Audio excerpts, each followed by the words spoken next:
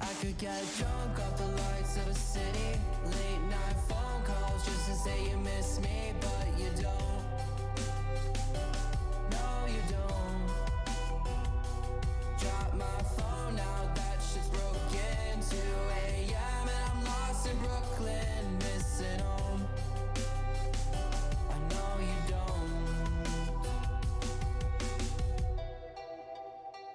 When we were on, I'd always thought we. Hello, everyone. Welcome to this Smite Draft League Week 3 game of the Godlike Division. My name's Deelo, joined here by Anthony Malum. We are watching a big one here as we have Sanctified on the side of Order, Sunbreakers on the side of Chaos. Anthony, how we feeling? I'm feeling fantastic. I love watching Godlike Division, and these are two really impressive teams with a lot of competitive experience between them. Both Snoozism and Valyouuu come to mind instantly, but Leslord, CtrlAltIEat, ChubbyOstrich, I mean, everybody here's got crazy comp experience, and I'm excited to see them go crazy at it. Absolutely. That's just, what you're going to be seeing here when it ever comes to the Godlike Division here. We have the best of the best, of course, in here. So looking to pick some bans, though. Some standard stuff here. Targeting some physical assassins. Looks like the magical hypercarry is going to be left to the wayside, at least for now. As far as high priority picks, who are we thinking when it comes to knowing these players? Well, it's godlike, so you always have the potential that things could get kind of crazy very quickly. I think back to season 1, seeing a lot of Horus jungle, Sylvanas mids, and things that are crazy like that. There's always a world where that can happen, but there's also the potential of just your standard team composition. I mean, so far we're seeing nothing crazy surprising out of bands. We're seeing the Thor, the Cleo, the Tiamat, every character that's been going crazy. The Surtur ban is more of a, I think it's more of an unknown with Surtur. He's a lane Mm-hmm. bully, but he doesn't offer too much late, so probably just getting rid of the unknown there. But I would expect to see more traditional comps. They're still figuring out their play styles and synergizing as a team. And with the skill you're going against, playing it safe, going more traditional can probably lead to an easier time moving about the map and calling team fights. Absolutely, and we're just seeing more things along that vein. Of course, Merc and Ao Kwang both been very big threats in the jungle, and I've seen some Ao Kwangs be pretty big threats as well in the solo lane, which has been interesting to see. So a nice little healthy, all the food groups really being looked at here as we get into an actual pick here on the side of the order. I would like to see unconventional stuff, but then again, I'm not Godlike Division. That's just me as sitting in the caster's chair, and we're gonna see a conventional pick here. Freya, best of the magical hyper carries coming in here, so that's just definitely gonna be a massive boon to the side of Sanctified. Yeah, Freya getting locked in here is frightening. Granted, there is ways you can play against a Freya. Freya doesn't insta win you the game. It just guarantees you some very quick kills. I would look to see a direct response pick here. You've got Oleron open, you've got Chronos open. You could look to put some pressure out there, but instead we're going to see the Hebo and the Fenrir combination, which Like this. does a lot to work against Freya too. I mean, Freya has a hard time with both of those characters. I mean, you have Valkyrie's discretion. You can of course banish while you're being brutalized, but ultimately these are two characters that handle Freya and what she brings very well. I like the Fenrir pick quite a bit. The key to Frey, obviously, it doesn't come on till late game. Shutting her down early can really just eliminate her off as a factor, remove her from the board. I like the Fenrir pick. I'm looking to see some high aggression be put on the dual lane early, some solid ganks that can really just keep their carry on the side of the Sunbreakers For up on sure. the up and up. Yeah, that's going to be the big thing to look for, and you kind of have to, because, like I said, Freya's scarier in laning phase than late, because experienced players like this, they're going to know not to, abandon their backline and let Freya wreak havoc. But ultimately, Freya can just pulse irradiate and kill anybody she wants at any time. So you have to constantly be aware of it. And if you can keep her down, keep her under leveled, that's where your advantage is going to come from. And Hebo and Fenrir, I mean, every character does good when they're ahead, but these are two characters who, when they're ahead, are practically immortal. So if you can combine keeping Freya down, pushing them up, you're in a good spot. Well, it looks like we're trying to make some room for potential peel to maybe ward off the clutches of that big scary dog here to see the Kepri coming in, which I think is a good pick here. Not only do you have the root and the pull to make sure that the Fenrir can maybe just get knocked off if anyone's trying to look at your hyper carry there, but also the Scarab's Blessing can really do a lot to ensure that someone who's got low mobility like a Freya maintains their safety in those fights, stays in a bit longer, stays alive a bit longer. For sure. I like the Athena pick that just came out. But as you're talking about the Capri and the Scarab's Blessing, I am definitely looking to see a Achilles ban come out, because otherwise I suspect it's going to be selected. because that That would makes be sense. fantastic in this scenario. Because Scarab's Blessing was picked up for one main reason, main reason alone, and that's to keep Freya in the fight and let Freya do Freya things. I mean, obviously, Khepri's good to keep anybody alive, but that would have been my mindset is like, let's let the Freya be Freya, go in aggressive, use the hastened ring passive, and then forgive the death that may come from it, and then reset. So I'm curious if Achilles will come out to respond to that. Yeah, the Jingwei ban, they're like trying to make Freya's life easier, but just in a different way. The carry obviously can do very well when it comes to just that lane pressure that she provides with her mobility, as well as just damage that she can provide with her natural innate crit. But there's not any knockups really in this team comp right now that are going to make her a huge threat. I've seen her be a huge threat when the Bacchus is the support, but I do agree with you that an Achilles would be a really smart play here to see from Sunbreakers. But hey, maybe Sanctified understands that that's not in their god pool. Maybe they've done their homework. They've been hitting the books. Potentially, no. We're going to see another hyper carry, or another hyper carry here, another physical hyper carry, in fact, be locked out. Chiron looks like we're really trying to get away from these ability based hyper carries on the side of Sanctified. Yeah, Chiron's another counter. It's kind of like more old school. You would see Uller be a direct response to a Freya pick. Chiron kind of fits the same exact mold. I like the Rama. I don't think Rama's bad into Freya. I think it's a good response. I think it does the same thing that we saw the Jingwei be banned for. You get crit online, hyper carry late game, and Jingwei's passive allows her to out rotate almost all the other ADCs, with a couple exceptions given ultimates such as Apollo or Chernobog. But Hmm. Rama can still offer a lot that Jingwei could have, and I personally find that Rama boxes Freya decently well. I mean, you're still going to lose your Bastions by level 3, but everything else is a good counter. And the Ooh. Thanatos is really I'm not interesting. gonna lie. I didn't want to sound like a dummy because I know that he's not as conventional a pick, but I was thinking I would rather see a Thanatos than Achilles just because I find him more interesting. I am so happy, so happy to see the Thanatos lock in. What are your thoughts on Yeah. that pick? So I see that as a Thanatos jungle, a Fenrir solo, and Hebo mid, which is going to be That's it's interesting. it's an interesting laning phase. I like Fenrir into Hercules because you can utilize that brutalize to kind of not get knocked up. You're still at risk of Hmm. being stunned, but brutalize can protect you from the knockup. You can play the lane pretty well. I'm looking for Snooze to go full damage or full defense, and I'll talk about it more in game. But the hybrid builds right now for assassins are not my favorite, so I'm looking for big damage out of Fenrir to allow Thanatos to focus on the Khepri ultimate and handle that late game. We're gonna have to see if that Thanatos is soft as a teddy bear in the hands of Teddy, or if it's gonna be hitting hard. But we can only find out through one way, and that's checking out the game. We will be right on back with game number 1.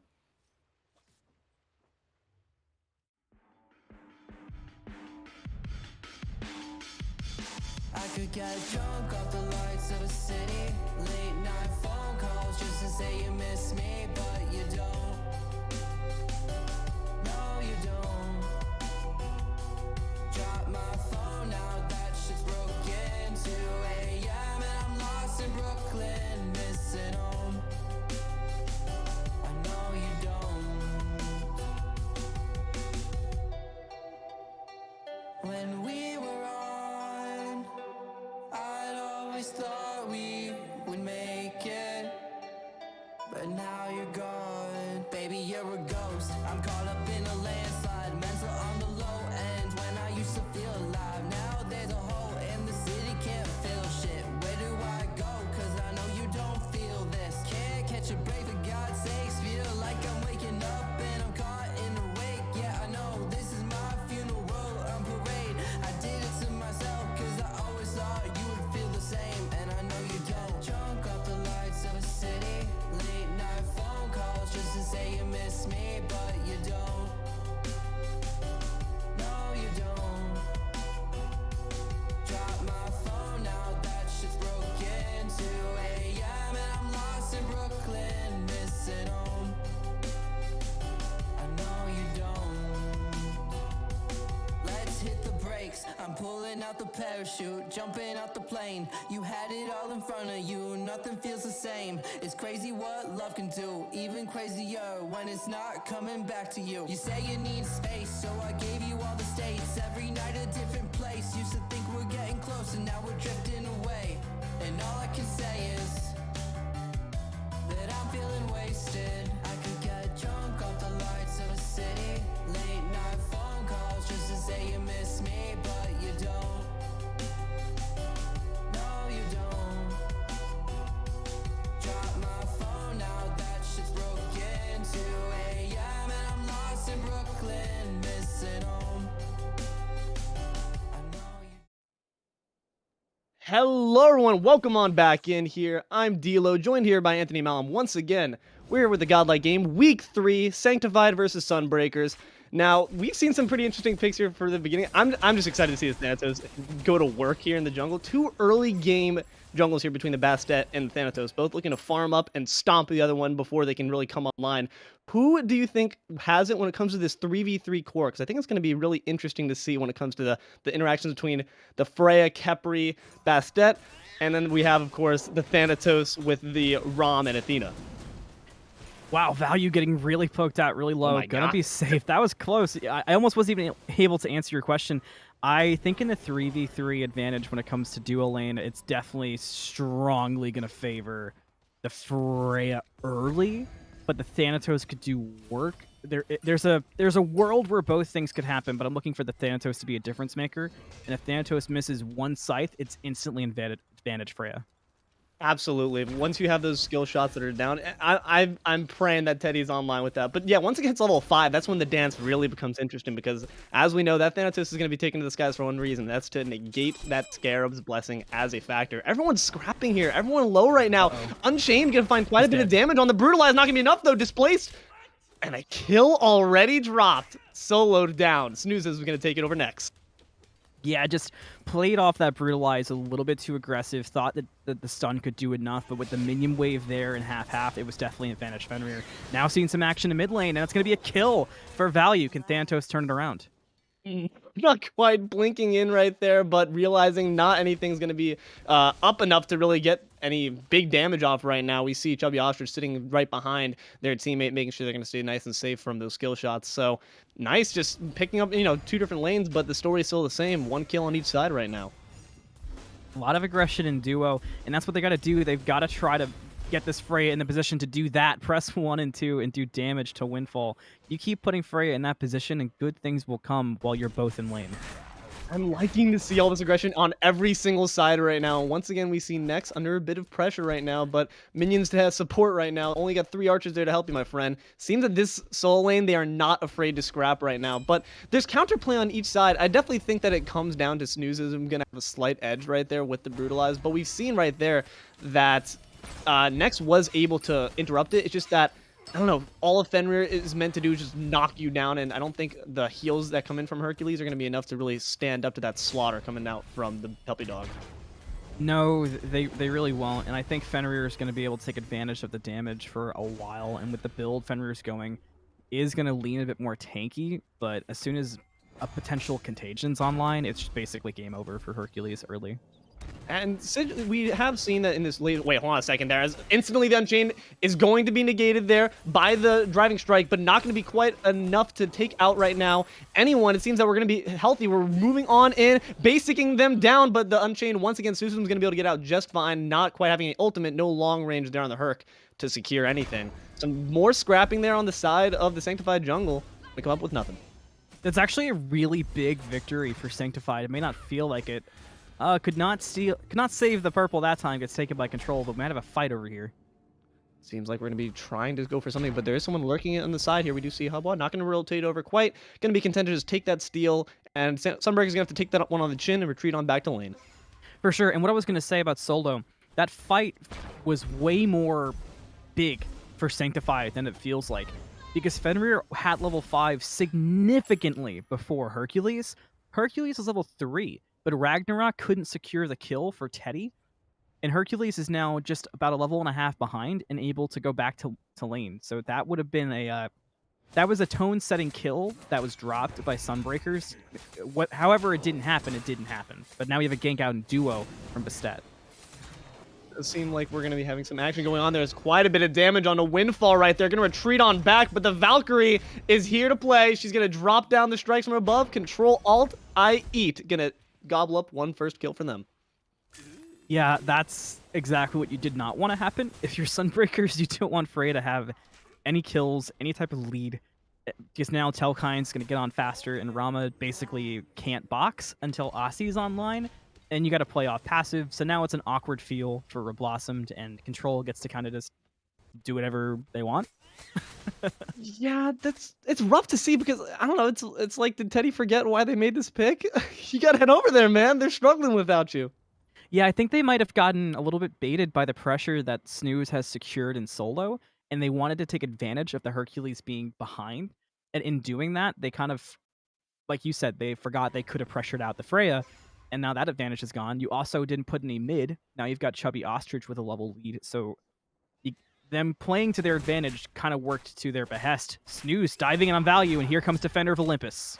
That is huge damage there. Defenders of Olympus are not going to be necessary, but actually might be. As we see 3 members here to confront you in retaliation, potentially. Going to be rooted on down. Seems that at least one will fall. Windfall might be the one, as their namesake goes, but escaping on out potentially. We have other people rotating in. The Hobwall looks like to be trying to save their support right now. And the only person left to stay around is Snoozism. What is he still doing there? Still fighting. That's crazy. Get out of there, Snooze. Gonna be launched up there with the Hubwas, Water Spout. Still, everyone looking to be around, but you don't have the knock immunity right now. Unchained gonna try to get out of there with very little health right now. Windfall tanking on. Everyone's trading off tanking right now. But now it seems Hubwa's turn. Scarab's Blessing has to be dropped in retaliation for that, and we will see Father has fallen right there. We've lost a dad, all of us right now, at least the members of Sanctified. Gonna be trying to, or sorry, the members of Sunbreakers there. Gonna be trying to follow up with some more there, but Valyouuu is back. Valyouu's back to being back to life, and Windfall is going to see themselves gone. Looking for the shot through the wall, not gonna quite find it. Snoozism gonna be alive to live another day.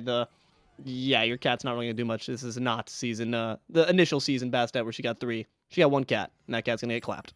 Yeah, Huntress almost hit, but that fight was crazy for a lot of reasons. The big thing that I noticed was that Sanctified could have won that fight at the very beginning if Leslord had just gone on the same target as everybody else. And for the record, I think they should have gone on the same target as Leslord, but they were clearly completely tunnel vision, and they split, didn't have the Kepri pluck on the right person.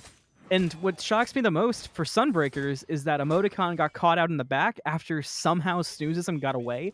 It kind of opened the door for Bastet to dive. It was played weird by both sides. I agree. I think there's some definite room for improvement. And we were talking about it before, target selection. Target selection is such a key aspect of any high-level game. It's really a staple of the communication. And at this point, week 3, we need to be seeing our teams making sure that they're in step with one another, in sync on who we're going to go for, who we're going to blow up first.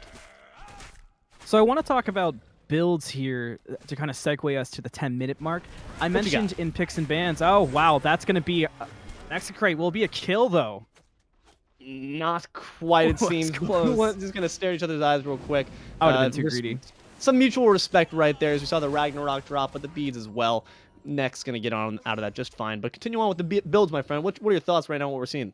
So I mentioned I did not want to see hybrid. I don't think hybrid builds work very well in this meta. So far, Snooze is not going hybrid, going into that Golden Blade to help secure clear, allowing Snoozism to go more tanky, which will lead to unkillable Fenrir late game, especially once you're in Ragnarok, which I love.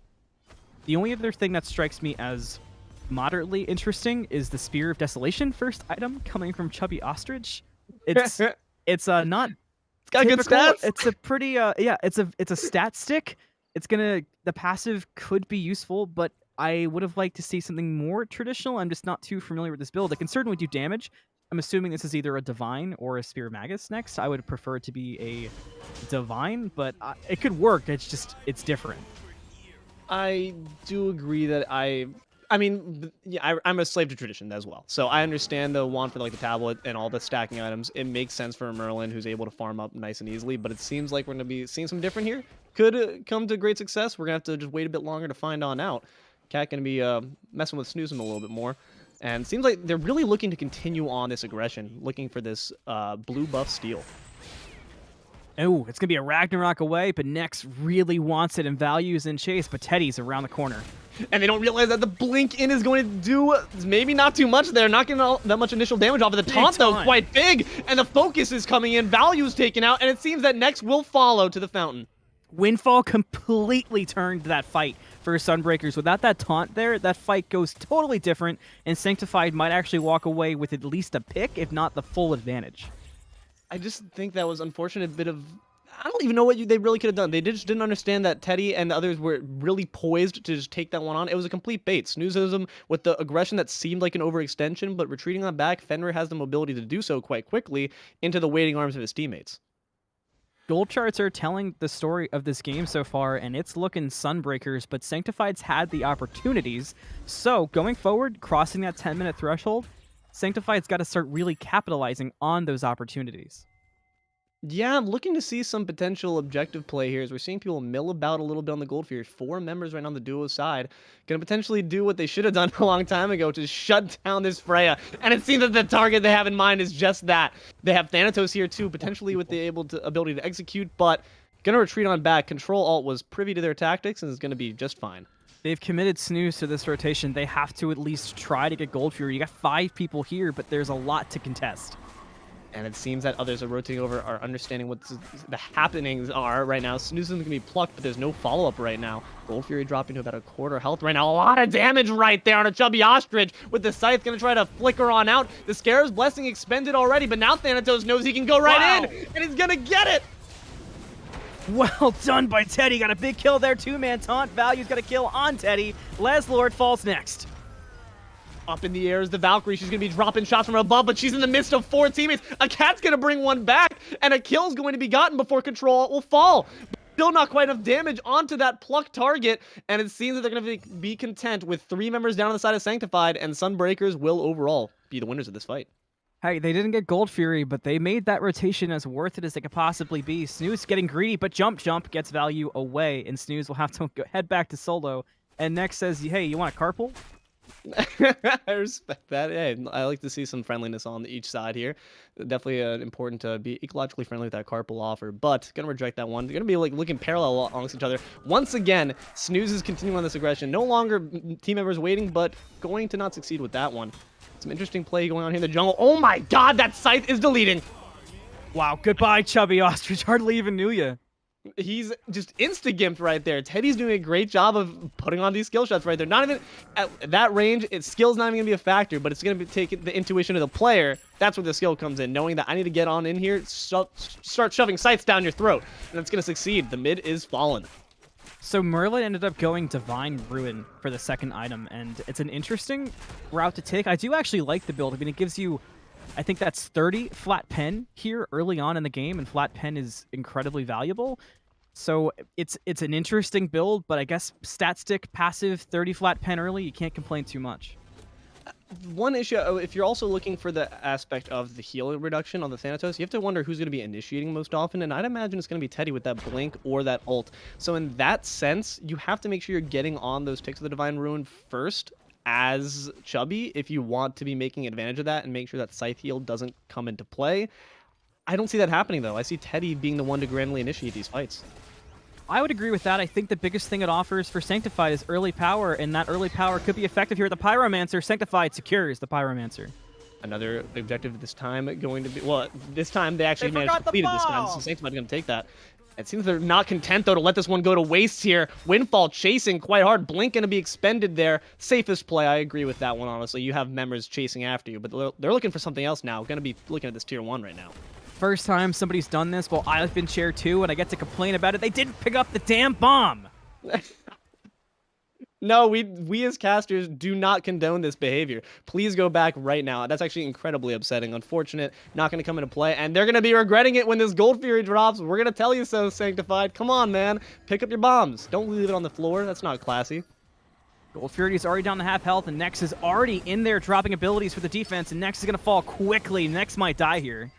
But it seems in the back line here, we do see the Freya dealing out damage. CtrlAlt is planning on a Scare's Blessing expended, and I gotta find enough health that the threshold is not there for the Thanatos to execute, but might be doing so soon. A lot of damage done it. Was that all control right there? Oh, the no, Thanatos he ult missed! is not gonna find anyone dead, but Teddy will fall himself, landing in the midst of 4 members of Sanctified who are not very happy with it.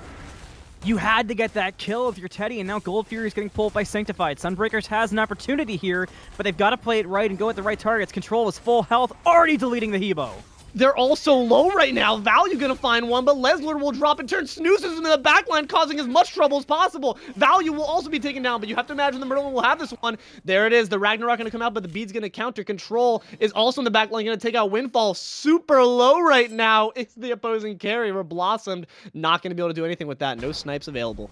There's so much to break down. Gold Fury didn't even fall down, and we were just talking about the flat pen on the Merlin, and that's exactly why Chubby won that 1v1 with Snooze. He only had tier 2 defense of Genji's guard, did not have the ability to out-tank the flat pen and the damage from the Merlin. So weird build and weird circumstance, but it worked out perfect for that 1v1, because if Snooze wins that 1v1, Freya's dead too, and that's a potential quadra kill for Snooze, and the fight's completely flipped on its head. Absolutely. ChubbyOstrich making us eat our words right now and also telling us to, shut up about that runic bomb, that we don't need it. We got me. So honestly, really respectable fight there from Sanctified. Doing a great job of like breaking it up into sizable chunks there. Control in the back was doing work. Just really making sure that they're doing what Freya does best. And you can see on the damage charts, boasting quite a bit above their opposition right there on the carry side. That Freya shutdown just did not end up becoming a reality. That's the hard part about Freya that people forget. Is the god kind of brain dead and easy? Absolutely. But does the god require at least you to think once in a team fight? Yes, you've got to play around your cooldowns. And Control did that to perfect effect. Was able, basically, Control popped cooldowns, walked in, sprinted out at the last second, repeat. And it actually worked. Nobody punished Control for it and was able to almost clean house and almost win a 1v1 with Reblossomed. That was huge, but if Control repeats that process, I'm looking for that Freya to be way more impactful late than we may have originally thought. Absolutely. And what's been unfortunate here, what's not been as impactful as I was hoping for, honestly, was the Thanatos in that, at least that fight. We've seen Thanatos doing their job, but Scarab's Blessing was expended quite early onto Nex when they weren't at a threshold, which actually was really smart if you think about it, because making sure that the Herc could escape while also not being in danger of the potential execute there. So really the best of both worlds. Leslord making it happen for Sanctified. Banished on the shield buff. They're going to contest, and Teddy might die. Has the hastened passive, but the wall was too much of a deterrent for Control to chase the kill. Understandable. Walls are difficult to walk around. Sometimes I don't want to walk around them. Sometimes I just lay in bed just because I know there's going to be so many walls to circumvent. But right now, it seems that we're going to have some fighting going on here. Snoozism says, what walls? Leaps right on over them, but they're splitting up their targeting a little bit. Leslord going to be looked at right now. Scare's Blessing going to be expended. Teddy's and not there. he's body blocked a little bit by his own teammate right there. Valyouuu in quite a bit of trouble. The snipes, another global ult there. Reblossomed, they're here to take on all members of Sanctified. Rolling all on in. The Valkyrie is up in the air right now, but around the back, looping in there is the Habwa. Father is here. Your father has arrived, taking out 2 right now. That right there, that's the Sunbreakers dad and making a difference. Teddy got aggressive under the tier 2, but could not find the kill on Control thanks to the Aegis, and now that's 1 member left alone, and the Ice Crate almost found 2, but it just misses. The backs were too OP, but now Nex might be caught out.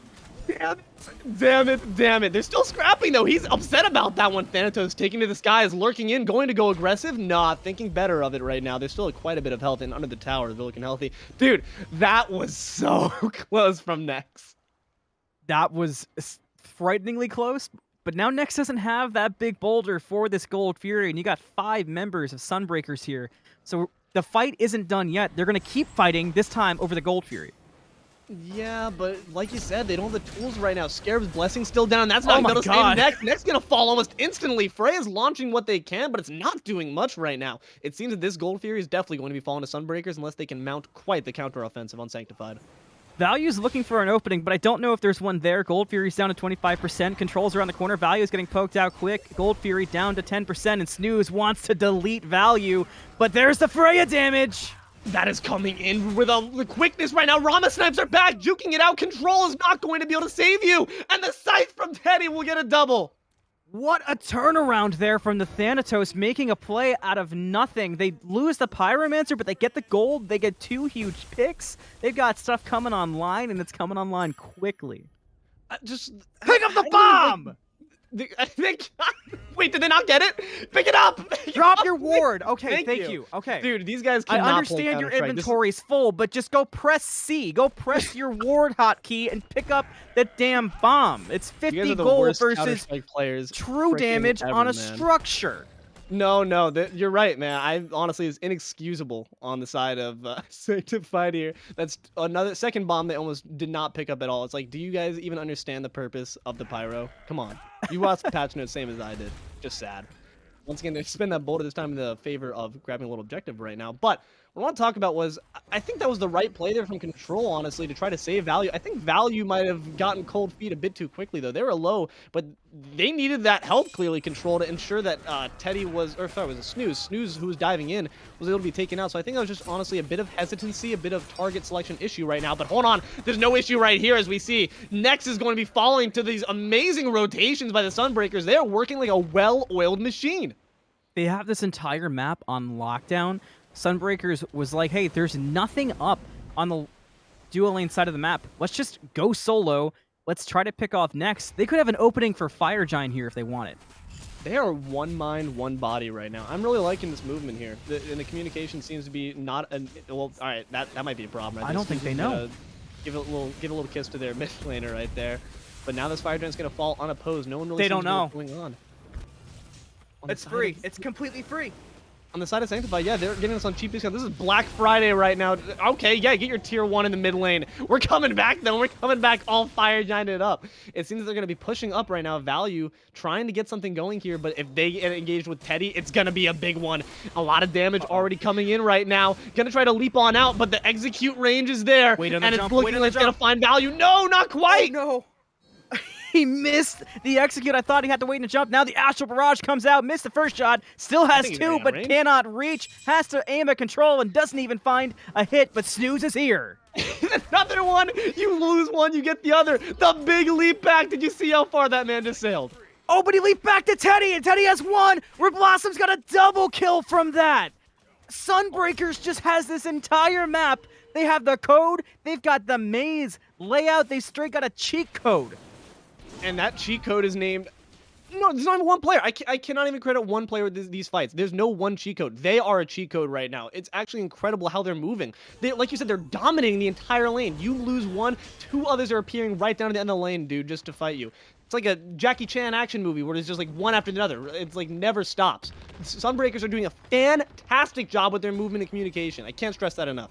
Snooze is a solo lane and hasn't been in solo lane for 15 minutes, and now he uses the Ragnarok to pull Leslord in. There's the Scarabs for... Wow, he got out of it! He timed it perfect on accident. Gets the revive up. Big kill for Emoticon.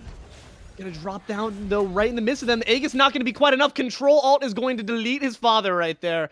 And that is going to be an unfortunate loss on the side of the Sunbreakers, but they're retreating on back with Valyouuu in hot pursuit right now. I don't think you realize they got Fire Giant, buddy. That was such a huge defense for Sanctified. That defense might actually keep them in this game longer than it would initially seem. I mean, the gold lead's getting significant, and Sunbreakers had every advantage there to potentially take that Fenix. They take that Fenix. You've got the good Fenix, so to speak. You've got Pyro open. You got Fire open. And now there's even a Primal Fury chance. Sanctified may have just turned tables a little bit. It was definitely a turning point because we've just seen, like, uncontested amounts of violence being committed against them so far. So they managed to put themselves a bit back on the board. But you're seeing that goal difference 5K right now. We still have Windfall lurking, but not quite the secure you want, obviously, if you're on the side of Sunbreakers. You're going to be putting that up, and Sanctified will indeed secure that Fury. And an ult has been lost on the side of Sunbreakers. The Rama Snipes will not be in the next team fight. There's so much to unpack this game. It's been so filled with action. It's like an unboxing. It's crazy. I think the big thing for me so far has been Snoozism completely dictated the course of this game by not being a solo laner, but just being across the map, and not even like a second jungle. Just the rotations were just straight up too much for Sanctified to handle. These pincer movements are freaking insane, man. It's like they're SEAL Team 6. Like, the way they're moving around the map as a cohesive force is so great to see. And that's not to say that Sanctified's positioning is awful or anything. It's just being outclassed. They're not realizing where they are in relation to their enemies right now, and it's caused them to get caught out and singled out and then dropped one by one like a bad horror movie. Yeah, they are kind of doing that. They're definitely going to check out the basement. One guy's going to check out the closet, and the person going for the car is being thoroughly ignored. and that would be Valyouuu, it seems, on the left side. They're going to be minding their own business. For Valyouuu right now, it's not even a horror movie. It's just a regular movie. But it seems that Teddy might be looking to change that right now, lurking around for some souls to some poor soul to claim. And the next fight might be over by this mid-tier 2, it seems, looking to press this offensive. Teddy's lurking. Do you see this, man? He's a Spectre. Yeah, Teddy really wants this Bastet. And if nothing else, wants to make sure Bastet cannot get the Phoenix. But with both junglers gone, that's an opportunity for a team fight between these two, and it's definitely advantage Sunbreakers if it happens. Here's the 1v1 on the left. Seems like we're going to be looking over here for this Snoozism engage, though, as well. Snoozism going to be popped back up, though. I think the leap's already been expended, Teddy and got him. Valyouuu is indeed going to be dropped by Teddy in the left lane. Defenders of Olympus would like to see what went down. It seems that wasn't a great call. Defender of Olympus is down, and now there's no support, but they don't need it anyway. Reblossomed's got a kill on ChubbyOstrich, and they're not done.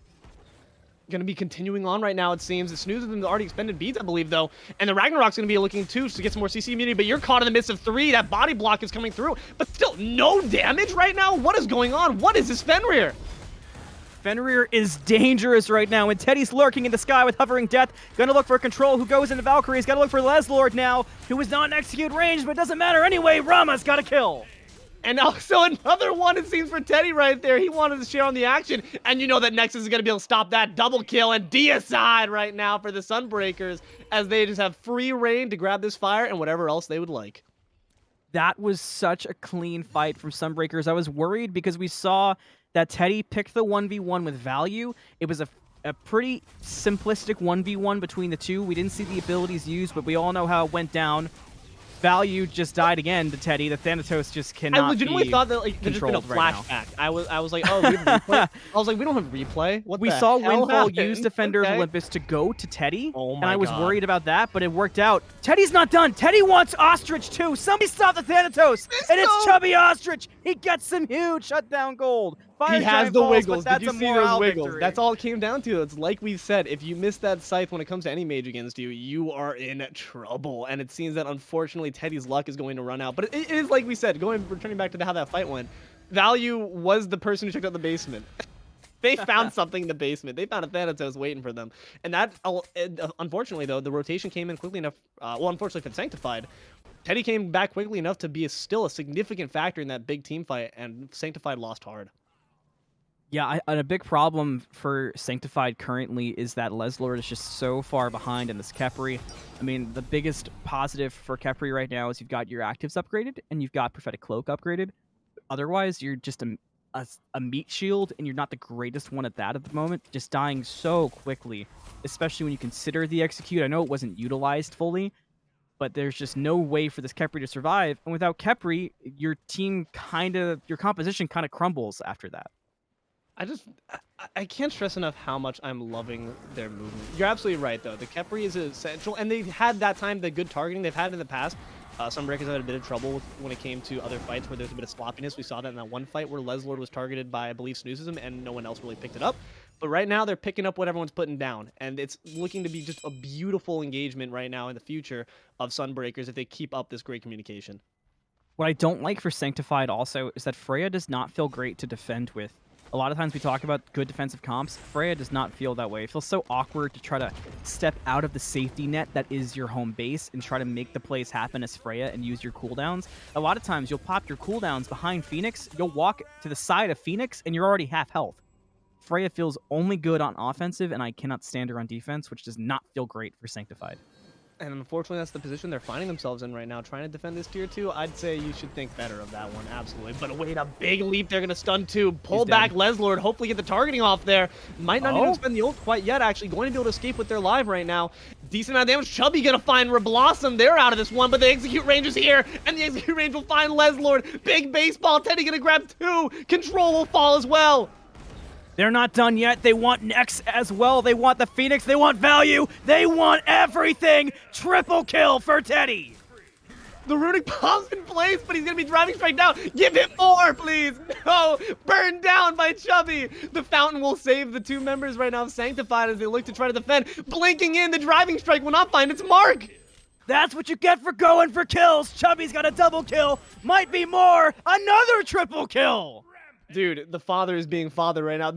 I am loving this game right now. I cannot contain my excitement. I am loving this back and forth. These teams are so aggressive, and I am living for it, even as they are all dying for it.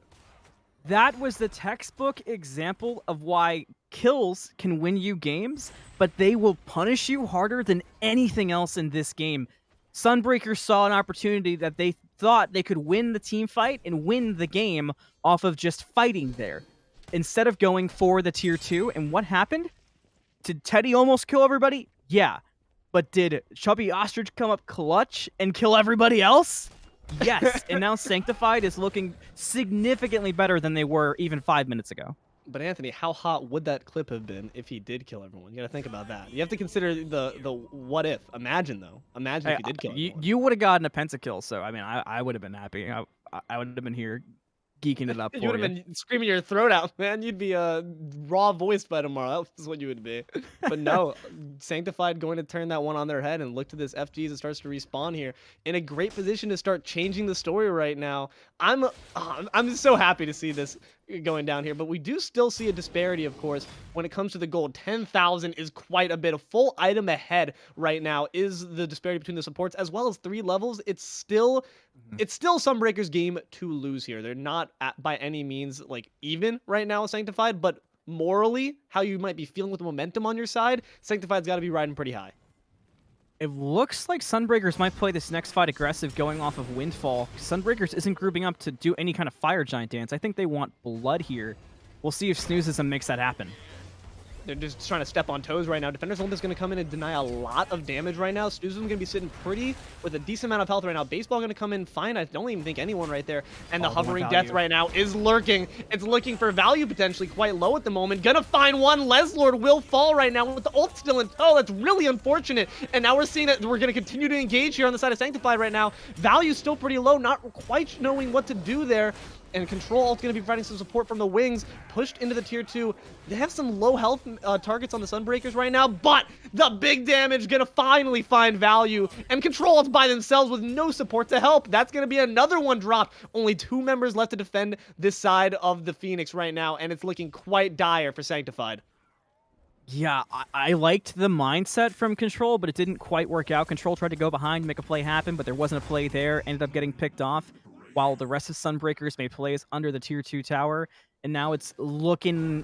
This is a tough spot for Sanctified, to say the least. Chubby has had Teddy's number. I will say that. Teddy's got to look for Chubby. Chubby's been doing massive damage right now.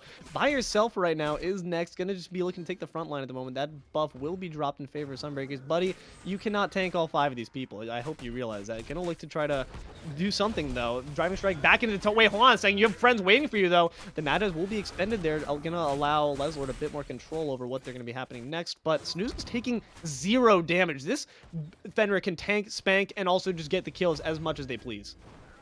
For sure, but Snooze can also create opportunities. And after this Fire Giant's done, look for that opportunity to show up. Fire Giant's down to 25% health, and Nex is there to contest, but this could be a dangerous spot for the Hercules. I mean, they're still nearly full right now. A lot of basics not finding their mark answer, and the baseball going to come in. Sunbreaker's going to take it, and now you have to imagine that Nex is going to be the next one to fall. Sanctified has health bar advantage, but the question is for how long? Defender of Olympus comes out. Reblossomed already killed Nex, and now Sunbreakers is ready to charge right back in. Snoozism's pretty low right now. Gonna have to be careful, but not if it's just Leslord on your side. The poor Scarab gonna try to run their way on out, scuttling their way on out. The Hovering Death, though, is going to find a much bigger target than a Freya. Teddy gonna be able to find that one just fine. Pressing this advantage now, 2 down on this side of the solo Fenix. Sanctified is gonna have to try their hand once again at a base defense. And this is going to be a tough one. Sunbreakers has the advantage. They've got the health bars. They have everything they could possibly need. And yeah, they don't have a Runic Bomb, which would be huge here. But Sunbreakers has everything else on their side. And Teddy wants the kill and control. But Emoticon cleans it up. And now there's not much left for Sanctified. It's only Chubby actually in this factor, and also Valyouuu, but those are 2 gods that might see. Oh, you know, Merlin can definitely pump out the damage, but against this team, not going to be quite enough. Double kill on the side of Father. That's it. Sunbreakers has every opportunity they need. Are they going to end the game there? Shut down kill. Deicide there on the side of Sunbreakers, and the game will follow. Titan dropping, and just a fantastic cohesive effort there from the Sunbreakers. We'll see you at the desk.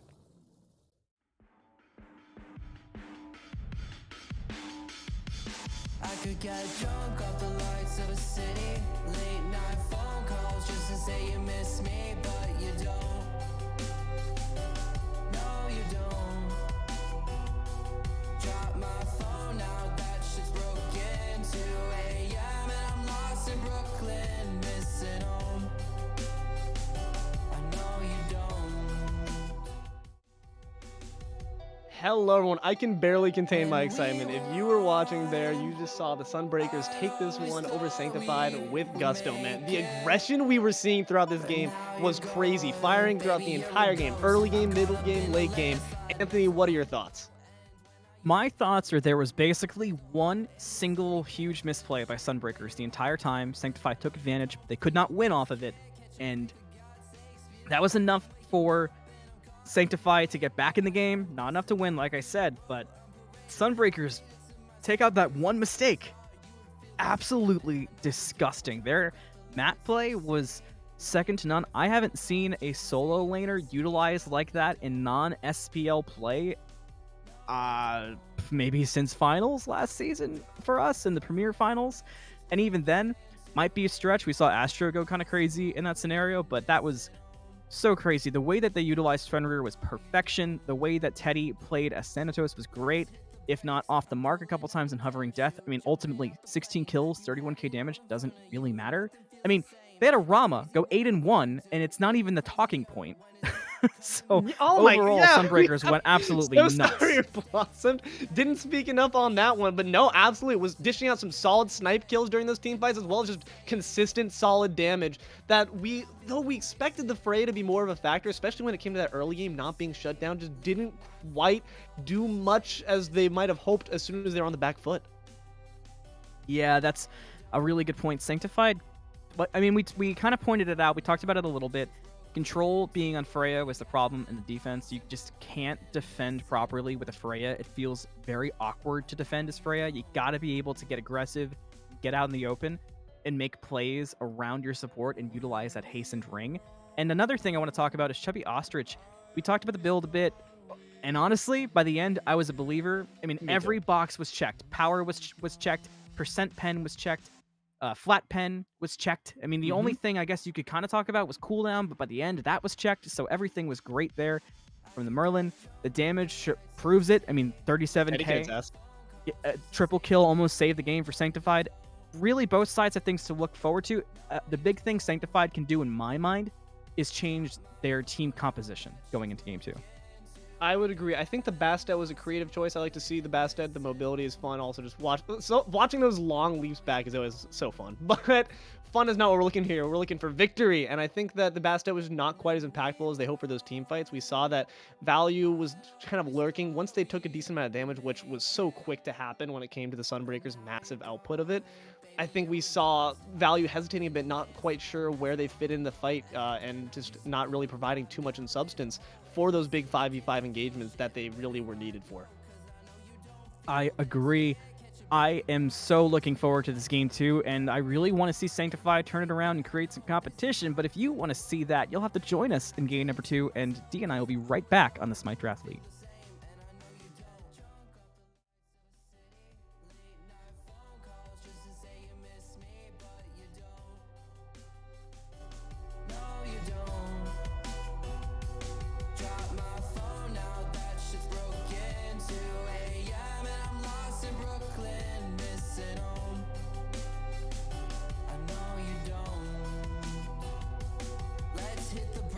I'm pulling out the parachute, jumping out the plane. You had it all in front of you, nothing feels the same. It's crazy what love can do, even crazier when it's not coming back to you. You say you need space, so I gave you all the states. Every night a different place, used to think we're getting close and now we're drifting away. And all I can say is that I'm feeling wasted. I could get drunk off the lights of a city. Late night phone calls just to say you miss me, but you don't. No, you don't.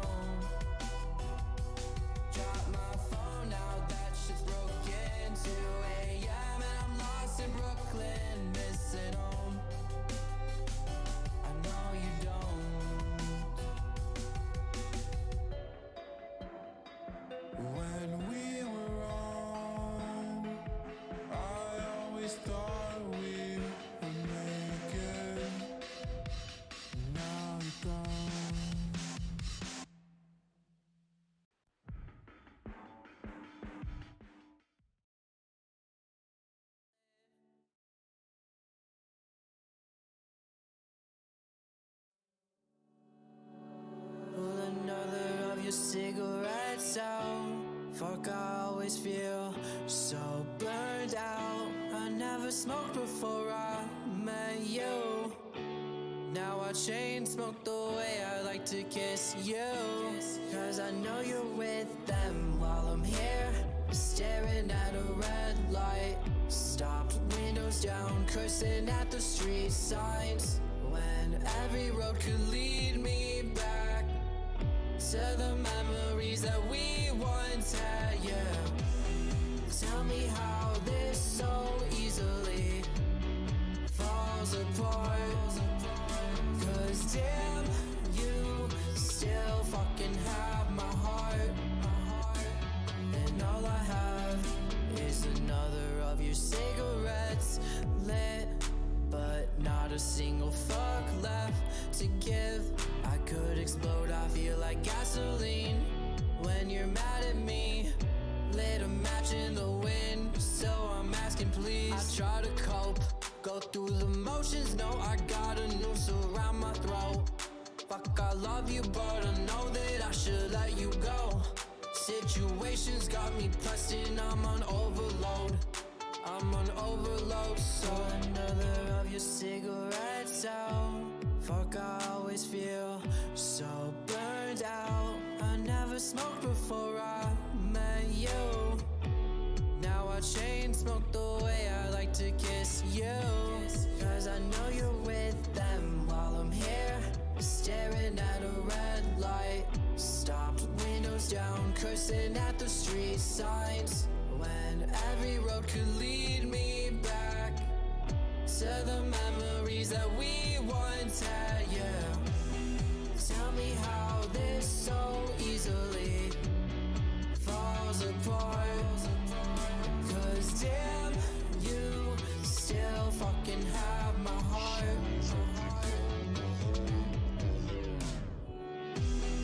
Tell me how this so easily falls apart. Cause damn, you still fucking have my heart.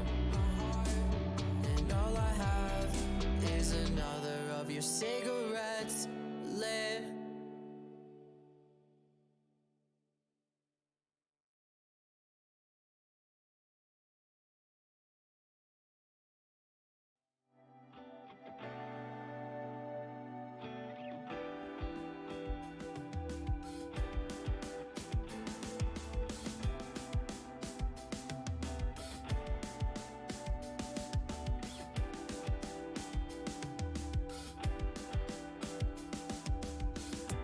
I don't wanna feel as cold as the winter.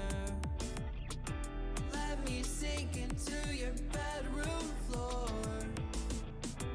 Lovely how lonely we are together. Crazy how I hold on for a little more. Drive into the night, I miss you sleeping. Where did you go? As soft as you're breathing, you left me alone. Hello, everyone. Welcome on back. Game 2, Godlike Division, Week 3. I'm Deelo, joined here by Fenix. Fenix, my friend, let me tell you, I am so pumped for this next game. If you were all watching for that Game 1, high octane action the entire way through. Not a kill to spare. They've made sure to put the aggression on hard and heavy from the start. And that is what I'm loving to see from these high octane, high skill players. So as we get into these picks and bans here, Phoenix, what are our thoughts just in general on what we're looking to see? Well, hold on. Actually, now that I think I just want to commentate. I talked about the first game. So what I'm looking to see at the very least is a change in comp from the first team on the side of Sanctified, just because I think that the skill was there. The comp, though, I don't think suited quite the mobility that they needed to rise up in opposition to the Sunbreakers. But we're seeing here, in fact, they're banning out the comp a bit, at least against the Sunbreakers. The Hobwa is going to be locked out here against the Sunbreakers. Definitely a direct statement to try to say we don't want you guys doing what you did last time. Yeah, was Teddy 522 on the Hubwa last game? Teddy was actually my man's Teddy was killing it on the Thanatos, and that's Oh, also going to see a ban, wouldn't you know it? I always say this. I think it's smart when I don't think it's ever a wise play to let your pride say, no, we can beat that comp. If that comp is running circles around you, ban it out. That's what they're for. So right now it seems that there's gonna be a targeted hit piece right now against the Sunbreakers game 1 comp. yeah, that makes the most sense. I've seen Teddy 5-2 in the scouting ground games as well as some in-houses, and wow, they are very big on the threat. I'm assuming that last game on Thanatos they did very well. You would be, dude. Oh my! It was I can't even speak right now. I'm like stuttering right now. But yes, Kepri gonna be banned out as well. It seems that a bit of an odd pick right there. I guess maybe just looking to get rid of what's comfortable right here for Leslord. But the Kepri pick not going to be nearly as threatening when it comes to the lack of execute presence that the Thanatos is going to provide. So, actually, I guess though that makes sense though. Now I think about it, making sure that the Thanatos ban doesn't lead into the Kepri pick. So Mercury getting picked up on the side of Sunbreakers, and Yamoja on the side of Sanctified. What are our thoughts on these first few picks? Yeah, because they had to focus out these bans, it seems as if though they left open a lot of big picks including that of like Mercury and Surtur. Mm-hmm. So even though you ban a Thanatos, you put Teddy probably onto this Mercury, which will be just as big of a threat as a Thanatos, maybe even more in the current meta with how wide these lanes are and stuff like that, especially dual lane. You can just Sonic Boom all the way down that lane and get probably 3 or 4 ticks if it's a big gank, you know? Absolutely, and it's like exactly what you said. More traditional things are being seen here because what we picked last game was the untraditional, and what we're banning now is the untraditional. So it's an interesting case where we're going to see: do we value the enemy team being more comfortable because they've already played game 1 on a certain god, or do we value them more being on a god that is overall a bit less performance oriented? So Mercury, obviously a high priority ban. We saw that last game being banned out. But now we're going to see, likely secured it for Teddy in the jungle this time. Going to see if he does better on that than the Thanatos. Yeah, that'd be crazy if he does even better. But I wanted to say, it's who's on our left right here? The Sanctified on our left. We do indeed have Sanctified on the side of Order, keeping it consistent there with some breakers on Chaos. Gotcha. Okay. So with Sanctified being on the left right here, I'm seeing a much more back foot game right now. This is not a push forward dive comp is what I would call it. Even the Scylla is great, let go, release, retreat kind of pick. And it's This is funny. not an initiating team, you know? Yeah, it's very funny you say that because Anthony made that exact point that right last game we saw the hyper carry being the Freya, someone who's very good at the hyper pushing, not so good on the back foot when you're defending, and that's what we saw come to bite them in the butt when they were on the back foot late in the late game. We're seeing here Chiron, Yamoja, some solid sustain here, Scylla able to definitely halt some offensive pressure coming in from the enemy team. So Sanctified looking to be a bit more prepared for that case, but interesting to build in for kind of a worst case scenario. You hope that Sanctified doesn't give up the early game in favor of being better at tower defense because you still want to make sure you're supplying that early pressure. Yeah, you have to wait properly for the right time to push and the right time to attack back, especially, wow, even more aggressive. I mean, Landfall is going to be a gigantic ultimate already coming from the Chaos side, and that can just line up really well with a Surtur ultimate, trap them in a corner. This is something that you don't really think about that much, but Maui Landfall allows for people to be trapped within a small area, especially on this map. Mm-hmm. So if they can properly use Landfall to be in a good spot, then Surtur and whatever mage they pick here for mid lane are gonna have a great time. For I believe Dark Omen, right? That's who that is. You would. Yes. This is actually for Sunbreakers. Sunbreakers, that's it. Thank you, Sunbreakers. I would get the team names. Sunbreakers on the right, and we have Sanctified on the left. Thank you. You got it. What I've seen when it comes to like whenever I see like Surtur and Maui on a team, I've seen this happen before where the Surtur, Maui, and a bunch of other very high mobiles like a Jingwei, very high mobility gods, it can get very frustrating in the laning phase to get picks, especially on a Surtur. Surtur's such a good lane bully. So I'm looking to see a solo that can try to take the pressure and ensure that they survive to the end to get some good team fight presence on. So maybe something more traditional along the lines of I don't know, Guan Yu loses out in lane though is the issue, and also against a Maui landfall is a big issue. What are we thinking when it comes to the solo counter picks on the side of Sanctified? Yeah, Sanctified, you are correct. High sustain. Obviously, Guan Yu, a very meta pick right now. and they banned out the Hades. The Sunbreakers did, so they're not gonna be able to pick up that That's Hades, smart. which is funny enough is a mage that has very high sustain and not a lot of damage. So the one god I'm seeing, actually two of them, one more than the other one would be Cacolin. Cacolin would be a great pick here out of the soul lane. Ooh, facts. Because that's a lot of sustain. Mm-hmm. Obviously not a lot of team healing like a Guan Yu has, but a lot of self sustain. Just being able to switch from your monster form to your regular form, and then the big amount of AOE ultimates and abilities that Cacolin can bring to the field will be a really good thing for this team, as well as the fact that they're playing kind of a back foot retreat kind of team, and that's also something that Cacolin can do very well. Absolutely, a lot of AoEs coming out from the Cacolin, especially when it comes to that Berserk form. I really like the Cacolin idea as well, especially because you can try to evade parts of the Maui landfall, and it seems like they're gonna bring it to us right now. I think it's really smart. Not gonna fall victim to the landfall like a Guan Yu perhaps would, and also not gonna be quite as susceptible to lane bullying. Cacolin can do okay without that mana buff, whereas a Guan Yu really needs it, and Surtur can really deny them that. Fenrir gonna be locked away though. Sunbreakers won't be able to take advantage of the puppy this time around. Outpush. Yeah, that's probably an That's outpush so solo. awesome. No, it's outpush what mid? Mid. Outpush mid, sorry. Ooh. That would be That bad if we outpush solo.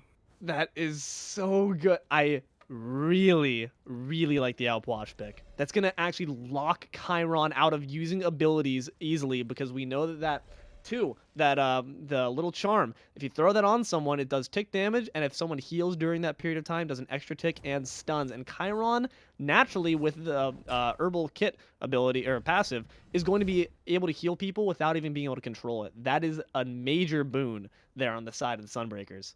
Yeah, I wanted to obviously really good impact there, but I know of Valyouuu on this Fenrir. Valyouuu on this Fenrir is a very big pick for them as well. So once again, you're gonna have a very back-footed team on the side of Sanctified.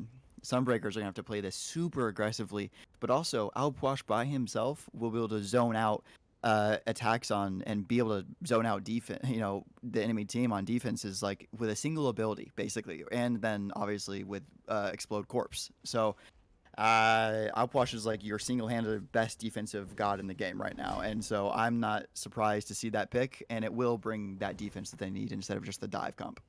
I'm loving the counterplay that I'm seeing here in these comp picks. Already it's so interesting just from the picks and bans alone, but I can't talk any more longer about this. We need to get into game 2. We will be right on back with this Sanctified versus Sunbreakers match off.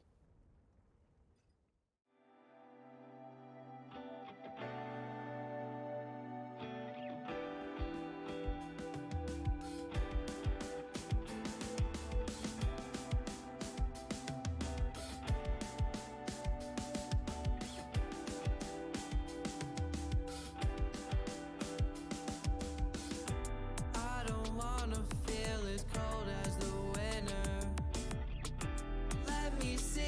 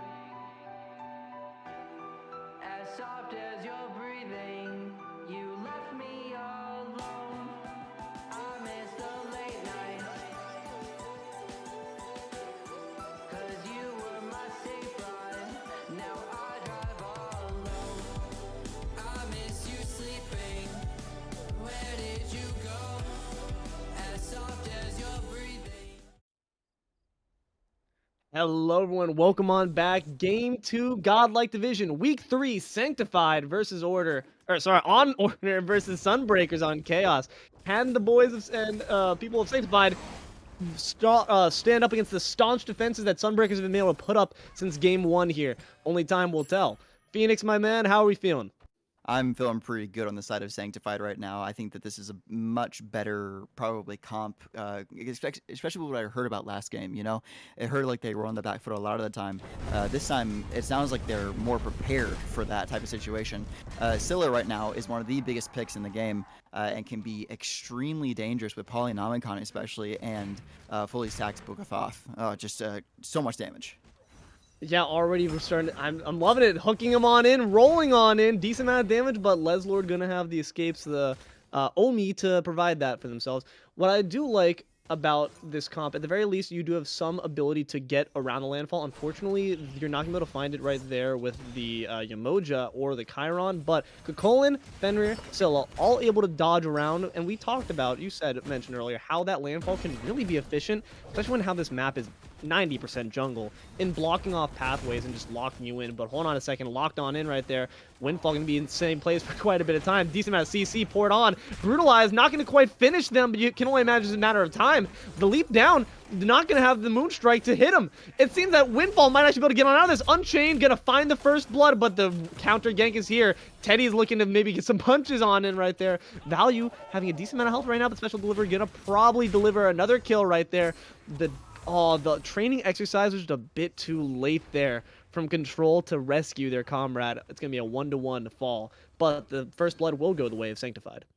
Yeah, Windfall would have loved to have survived that. That would have been really cool. That would have been a 1 for nothing.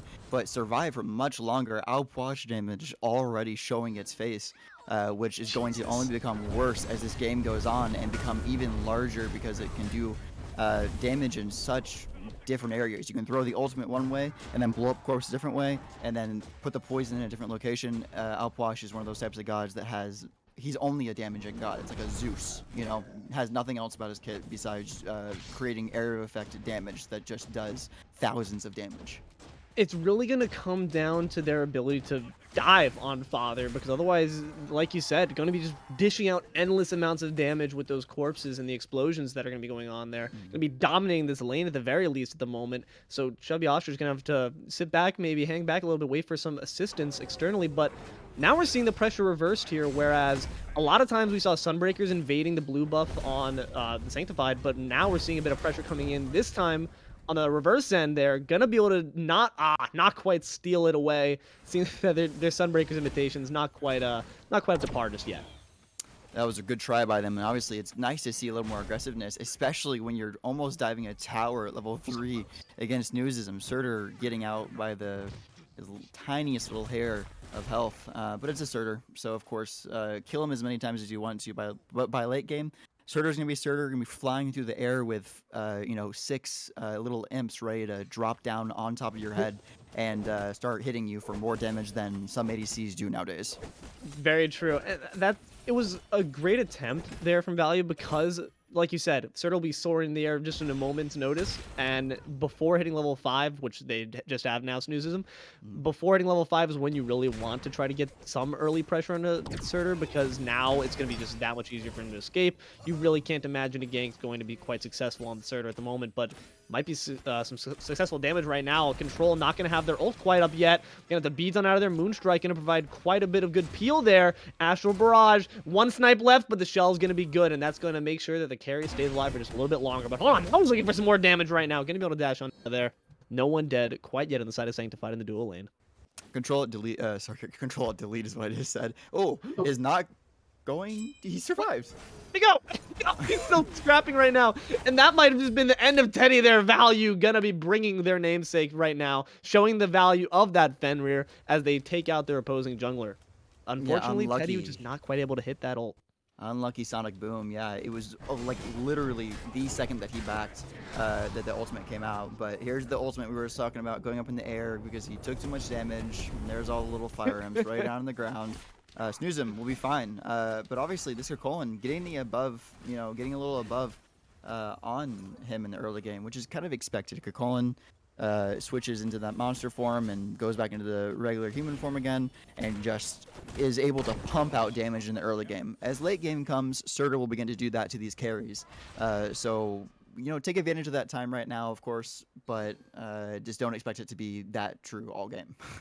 Yeah, absolutely. And the meteor, the ult from Surtur is just like its own great reset. So Snoozism definitely going to manage to survive into this late game, which is going to be unfortunate. You're just never really going to be able to stomp out a Surtur. Next going to do their darndest though right now, lurking. Once again, this early aggression, not going to quite find the buff, but might try to find a kill. No, they're going to have to back on out of there. The rotation from Valyouuu is unfortunately going to come a bit too late, and though it was a good try there, once again, they're really trying to repeat the aggression that they saw enacted against them right now from the Sunbreakers, just not unfortunately going to find its mark. Yeah, it's a good time to be doing that because, as I said, this is very much so much more of a dive comp from Sunbreakers, and so if you can take the opportunity to be the more aggressive team in this early time, and Sanctified is doing that, especially with the early game Fenrir. I mean, that's great. I mean, these fishing hooks from Windfall have been great. He hasn't missed one yet, it feels like. Yeah, no, he's a master fisher right now. Gonna be, seems like we've got a big fish of our own right now. Gonna be coming in the form of Snoozism. I will eat my words as Snoozism eats the afterlife right there. Surtur going to fall. Yeah, that was obviously unexpected in the dual lane. We kind of thought, well, he can just go up in the air, no big problem. But I guess if you have a Fenrir that bites into you and you don't have beads because you have a teleport, it just makes the opportunity even more, because as I was talking about, Kokolin damage in the early game, it's almost impossible to avoid, especially because it just does so much, as we said in the picks and bans, area of effects damage. But that will not be, once again, will not always be true for this Surtur, because at some point he's going to be able to turn around and start doing his own damage against two people by himself, because that's how Surtur is right now. It's a crazy kit. And he technically is the fire giant, so... This is true. He's had years of experience against these gods just trying to wail on him, and he's back to dish out some pain of his own. If I'm Sanctified on the back foot right now, the underdog story right now, in these 5v5s that are coming up soon as we see people start to buff on up, what is my strategy here? Who am I targeting first? Who am I looking to defend on my own team first when it comes to these big 5v5 engagements? If Windfall, he's right here right in front of us right now, has found himself in a bad position multiple times, as he is right now, as we speak, against a 2v1 for Fenrir and with the Emoja. But that's the person we're going to be looking for. If we're looking for a pick on Sanctified, get the Maui out of here, forces landfall, and then the doors open wide open to whoever you want to pick. If you're on the side of Sunbreakers, who do you want to survive? You want the Mercury to survive. If you can keep Teddy 522 alive and get this, he's going to go Rage here, I believe. If he can get Rage stacked, then you're going to have a better late game very quickly. That late game is going to come a lot faster. Once again, this aggression, I couldn't agree more there, honestly. Teddy's, like, we know how much Mercury, King of Pentas, can swing a fight if kept alive. It doesn't matter how much little health you have as long as you have your fists. But right there, Snoozism going to catch those hands themselves, and Next going to take that one out. Sonic Boom coming in, Control's looking in quite a bit of trouble. Going to try to dash on around. Nice beads there, preempting right there the special delivery. Seems that they're going to be able to get onto that just fine, not taking enough damage for the snipes to be necessary there from Reblossomed. And that gank is going to, unfortunately, find no targets to kill. Oh, they need to get out of here now because there's the rotation coming from Sanctified. Well, now it's just Valyouuu. It was Scylla and Emoja with them, but big jump coming out from Valyouuu. But we'll get special delivery and get the kill, but it will not be him getting the kill. It will be the Chiron with a big ultimate landing the third shot to get the kill. 1-1 trade there, it's carry for jungle. It's a trade. It's not like anything super one-sided there where you might see a support for a carry, but in this case, both teams just going to be content to go back and lick their wounds. And now it seems that we're just going to be seeing a bit of an engagement right there from Control onto the jungle. Teddy's going to have to back on out of there. Seeing so far here as we just look into the kills, mid lane has been very quiet. Oh, very. Yeah, I haven't heard anything. Obviously, we saw the outwash damage in the early game. I think that might have scared off ChubbyOstrich, saying, I'd rather not. Thank you very much. Your corpses are cool. Go ahead and eat them. Just don't touch me, please. Yeah, and that's you're what I would a do. scary-ass guy. Yeah, and for sure. I mean, you have Sentinel, right, Scylla, so you can get out of things, but like it is not going to be enough to get out of a humongous square that is, Outwash's ultimate. And you have to wonder, as a little girl that Scylla is, it's not really good for her development to be around so many dead corpses. You have to imagine that she's probably got PTSD from that. So honestly, just concern on multiple accounts right there for the Scylla. So you see Leslord and Windfall going to be boxing it on out. They're two supports. You're not going to be getting any solo kills there, my friend. And we see a resuming right now of the dual lane status from the early game. We're going to run that one back. Yeah, this makes the most sense. And as I was talking about, Windfall and Leslord right here, if you can... Leslord just being... This is toxic. I mean, we saw them do that again earlier versus Windfall, but I will say one thing that can be an issue when it comes to that interaction is we saw the Brutalize actually be interrupted by the displacement there. Teddy gonna aggressively Sonic Boom on in once again against Control, but again, Control using that dash to perfection to just kick back everyone. Gonna be pretty fine here. Once again, at a fine amount of health. Rivers Rebuke gonna do decent amount here. Gonna go up for the snipes right now as Ostrich is here to play. Crush gonna be dropped down at the feet. Not gonna quite find its mark. I'm a monster. Gonna find the reset and a hungry target there. Reblossomed will drop, but now looking to be in a bit of trouble himself. Ostrich going back in for a second bite. Not gonna be able to quite get it off, but the Brutalize will ensure that Teddy falls and potentially a third kill. Windfall gonna try to use the fish, and looks like that we had the beat there, but not gonna be enough. Double kill there from Valyouuu. And a 3-man gank gonna succeed there from Sanctified. Gonna drop 3 on the side of Sunbreakers. Excellent job. Yeah, oh, but this gank coming out from a big Alpwash, the corpse will get his first kill. Alpwash is on the board, 1-0-0. That's probably the first kill in SDL from an Alpwash. I don't think there has been one yet. At least I think there will probably be a comment about it now, and we got to commentate on it. So, EmoticonFather, congratulations on being a 1-0 Alpwash in an SDL game, but your team is currently 8-3 and losing the Gold Fury, so we're going to make up for that a little bit, I think. Yeah, you might need to do a bit more of that, my friend. Yeah. But honored to be able to commentate over this landmark moment in SDL history, absolutely. It can only be the Pyro, it seems, now, as we see a bit more damage coming on Reblossomed. Gonna retreat all the way back to the tier 2 here. But with the Pyro being dropped on the side of Sunbreakers, you have to wonder if if Sanctified is going to be able to get much out of this. Going to try to strip the jungle, it seems. A few invades, though, is not going to quite stack up to the pressure and gold in pocket there developed by the Pyromancer drop for Sunbreakers. So great job to them, making sure to do what they can with their side of the map to ensure that they don't get nothing in exchange for the ganks that Sanctified's putting up here. When you're playing at this level of play, 2,000 gold and a couple levels of XP is not going to be that big of a deal, to be honest with you. Especially when all the levels are on like the supports. It's not going to be that big of a difference, because if Umoja picks up a big ultimate, or on the other side, if Maui puts up a big ultimate, that is what creates games for these types of people and creates fights and really good wins. It doesn't really matter what level they are and how much damage it's doing, because it's very negligible at that point. I know if it's a little bit more different if you're like obviously a Scylla in mid, that level difference is humongous, especially on Scylla, someone who thrives from having you know, being a level 5. But here's a big fight coming out in mid.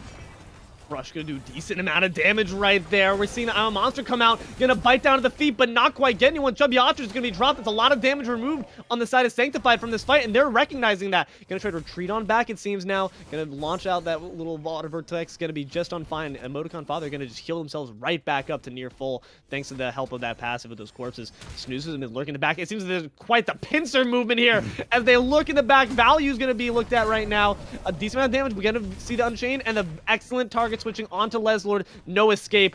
5 members right now in the mid lane, and this is the movement that we saw in game 1. Sunbreakers are bringing it back. Excellent cohesive movement right there to ensure there was nothing that Leslord could do. Yeah, 5 people being in mid at 13 minutes is a really cool thing to see, because that's what you want when you have an you know, an Alpwash on your team and a Mercury on your team. People that thrive from team fights are gods like these. So to be fighting them at tier 1 at 13 minutes and taking the tower and getting 2 kills along with it is really good, especially when they're behind by just a little bit. That gap's going to start closing if they keep doing that kind of thing. Yeah, I mean, right now we're seeing a bit of a gap still from the Sunbreakers, but they're not showing for it, right? They're still scrapping, they're still not letting up on the gas pedal, and I appreciate that. At a certain point, when the disparity gets too large, you do have to make sure to ease up a little bit, but right now it doesn't seem like they're intent on doing so. Snoozism, though, might have to do so right now. Gonna have to ult on out of there, almost falling right there, but good awareness of when I can need to use that ult to get on out. Reblossomed not gonna quite have it, though. Gonna fall right there to Control, and it seems like they're not intent on stopping right now. Teddy's around, though, to maybe say something about that, trying to lurk in the back to punch out Valyouuu, but right now, quite low is their own support, and it seems like CtrlAlt has returned back to the fight. This Pearl buff's gonna be looked at, and now the movement is coming in from the opposite side. Sanctified gonna blink on in. Teddy will fall, and with sitting under their tower with that amount of health, Windfall can only be imagined to be next. Landfall gonna pull 3, but it's only gonna deliver yourself another kill there for Chubby. Windfall brings them right to him, says here, take my life, please. And that will be obliged by Chubby. And as I said in the beginning of this game, Chubby with a Polynomicon, I'm telling you, man, Scylla with Polynomicon is a very scary thing. You only think of gods like, you think of gods like Morgan, the Morgan, that being, not Morgan Le Fay. But also, you probably could do it on Morgan Le Fay if you really wanted to. Sure. What a sneaky little Alpoish right here, by the way. Look at his position in comparison to the rest of Sanctified, just right behind him. But there are 3 people here from Sunbreakers now, ready to take a fight, it looks like. But it was so close. That engagement would have been perfect, but Scylla, of course, being the one you don't really want to put that onto, because Scylla does have the ability to escape quite quickly with the sentry, and going to do so. So Chubby making sure to get on out of the situation. It looked quite unsafe right there, and nicely escaping out. Yeah, I think in these fights, if Sunbreakers wants to come back and start winning some of these fights, you need to find Teddy in a better position. Teddy has not been landing Sonic Booms this game. I think he's missed a total of 3 or 4. If we start landing Sonic Booms, if we start getting big Alpoish ults, and even if we start getting big Surtur ultimates, I mean, we can find ourselves in a better position to win these types of fights. But instead, it seems like we're starting these fights in a very staggered way, I suppose. Kind of like fighting right here and then using the ultimate there, but not using it at the right time here. But Teddy, level 14, only a level behind his enemy Valyouuu. But as this game continues to go on, you're going to want this Mercury to be big if you want to win this game. Could not agree more. We've seen the Surtur ults be almost entirely used defensively, and that could be a really big boon, that big damage and knockup that comes with it. Definitely what you want to be seeing used offensively, and Sunbreakers are made for that. They are, like we talked about, they are a hyper-aggressive comp right now that can roll in, leap in, dash in, just really meant to just stomp on anyone who gets in their way. But right now, the Gold Fury will be stomped. Sanctified is going to get that one. Control is going to take out Teddy from that fight. That Sonic Boom won't be coming anytime soon, my friend. River's Rebuke is out right now. The snipes are up, and the Surtur is down, bringing down the hurt right there. But it seems that next will also be doing so. Windfall is going to fall, and this is quickly turning out of control there for the Sunbreakers.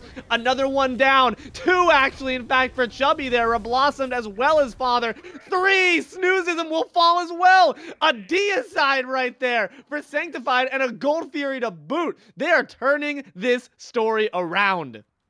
Yeah, that was really well done there by Sanctified. There was nothing it felt like Sunbreakers could have done. Sunbreakers, by the way, they were getting gold, and Chiron was getting gold and securing it and getting kills at the same time. That's not a good sign if you're on the Sunbreakers, because usually if you're doing Gold Fury, you can go in and poke the Chiron and get damage on the Chiron, maybe possibly kill the Chiron. But instead, he's killing you and the Gold Fury. That's not something you want to be seeing. Yeah, and ChubbyOstrich, really well done there. Triple kill coming out this early in the game. But Teddy sitting on the corner and sees 3 people and says, nah, no, thank you very much, but bye.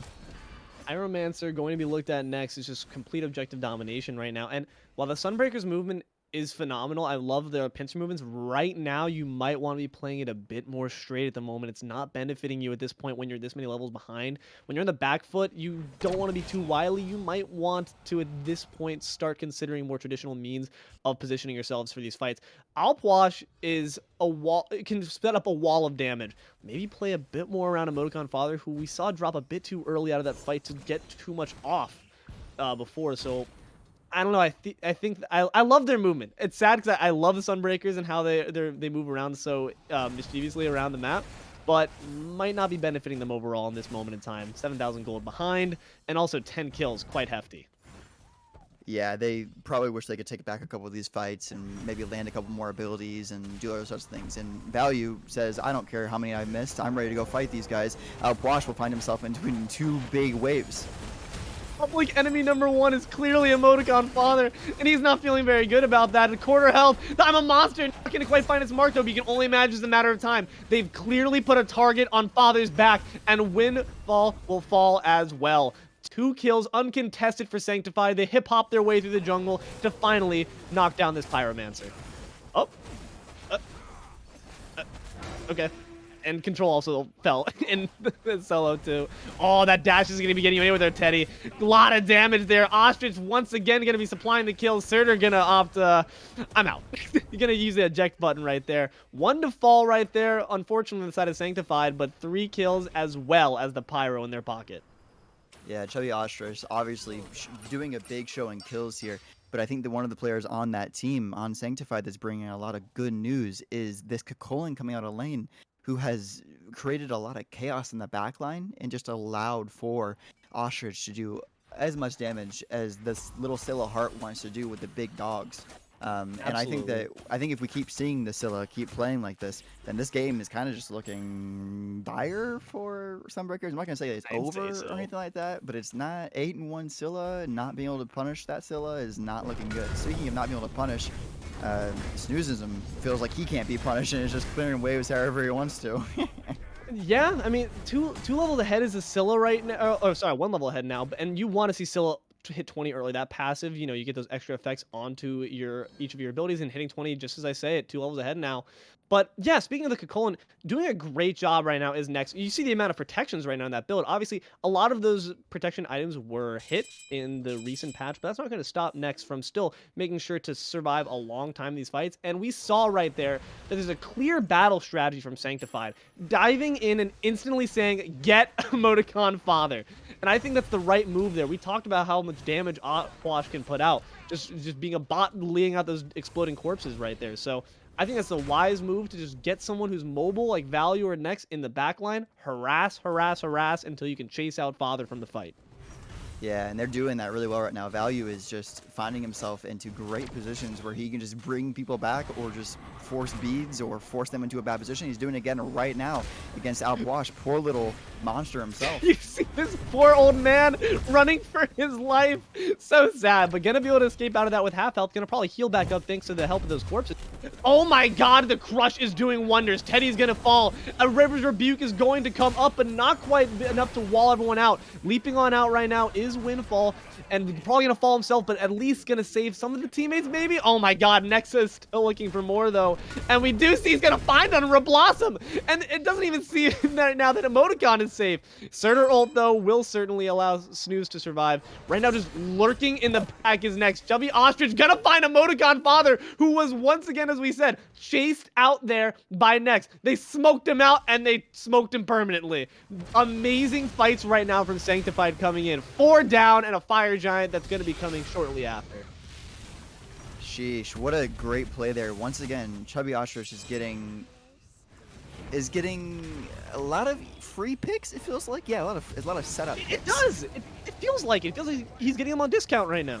Yeah, he honestly is kind of just walking in and throwing an ability and then walking out and then doing it again and then does it to an Wash who's underneath the tower. It's like, all right, just kind of easily able to punish for anything, anywhere. But I think that Sunbreakers here are looking for a Gold Fury, but instead are found out by Sanctified, who have 23 kills on the board right now, 23-7. Is this how last game went? I mean, the reverse, if anything. Sunbreakers have really had this turned completely on their heads, a complete Cinderella story. Did you see the amount of damage that Crushes freaking did to the Fury? That was insane. And that's going to be dropped only squarely on the heads of the Sunbreakers. They really need to watch out for Chubby. That is the chubbiest, thickest ostrich I've seen ever. Yeah, that is 11-1-2. And the funny thing is, look who's been there for almost every single kill. The 2 people mainly, but there's one person. Man, has Valyouuu been bringing value to Ostrich. You see what I did there? You see what I did there? That was good. I like that. Thank you. Yeah, yeah, I saw that. You're absolutely right, though. Like, Valyouuu on this Fenrir, I mean, we saw it come to amazing use on the Sunbreakers, and they're reversing it right now. Valyouuu is absolutely bringing the pain right now with this puppy dog, and I'm loving the aggression that I'm seeing from them. They're just doing such a great job of targeting EmoticonFather. Obviously, it's a tale as old as time. The Wash's low mobility is going to bite them in the ass right now when you have this rabid puppy dog right now on your tail, and it seems that Snoozism is going to find that out for themselves. Crush going to be dropped, but not quite find its mark. We won't talk about that engagement. It's fine. They got a tower. It's fine. We won't talk about the ability. No, we won't talk about it at all because it doesn't really matter. It's true. It's because true. Get it. they're just pushing looking to push down. down this solo lane Phoenix side. Finally hitting the Sonic Boom, but did that do any damage? He's gonna have to dash right on out. Landfall gonna fall down. Ragnarok gonna deliver. EmoticonFather, no! Get out, buddy. You still can. It seems that we're doing quite a bit right now. ChubbyOstrich is the threat to look at. CtrlAlt is gonna take out Snoozism. This Surtur is no longer unkillable, and the Phoenix will fall as well. It does not seem like Sanctified can do any wrong right now. No, and ChubbyOstrich is still full health and never was lower than full health that entire fight. No one even touched the little Scylla the entire time. And that's not good because that means that he free casted probably 5 or 6 times with free crushes and free, dashes away. It's crazy. Yeah. I genuinely don't know. What can Sunbreakers do right now to reverse this pressure? Obviously, landing Sonic Booms won't help you at all. Yeah, we 'Cause thought it it did would. nothing. It didn't at all. No, I mean, that's your best players right there right now. 3 and 6 and 2, level 19. Outwash is level 20.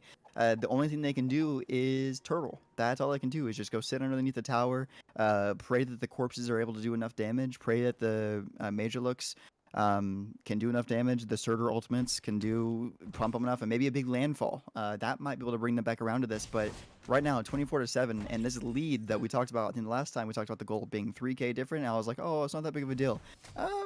That is not true anymore. Add That is add a 1 to that number. Yeah, and then we can start talking about that being a bit of a big deal. 13,000 ahead right now, Sanctified. They're just, but you know what? To Sunbreakers' credit, they're not looking too demoralized for it. They're in fact venturing out right now for further golden pocket. But I'm not gonna lie, I appreciate the moxie. It's not gonna work out well for you when you have Valyouuu looking for EmoticonFather. Oh my God, a double delivered firmly in the hands of Chubby. What did he? He just dropped a crush. That's all he did. Yeah, there is no chance. Literally zero chance for survival there. The Divine Ruin proc hit, the Polynomicon. Both of them, ooh. This is like, they're straight up, it's beyond bullying. I don't know really how to describe it. They are assailing EmoticonFather. The moment that Valyouuu sees him, he's getting plucked up, snatched up, gobbled up. That beats down for another 35 seconds. He's got 15 seconds Valyouuu to, I'm sure, snag another kill on him. I wouldn't be surprised once he spawns up. But this Phoenix is going to fall. All 3 down right now. And Sanctified wisely going to retreat on out, knowing their job has indeed been done. Snoozism going to follow. But, dude, if ChubbyOstrich is even near you, what are you going to do? You're just going to feed the beast some more. That Ostrich is looking hungry.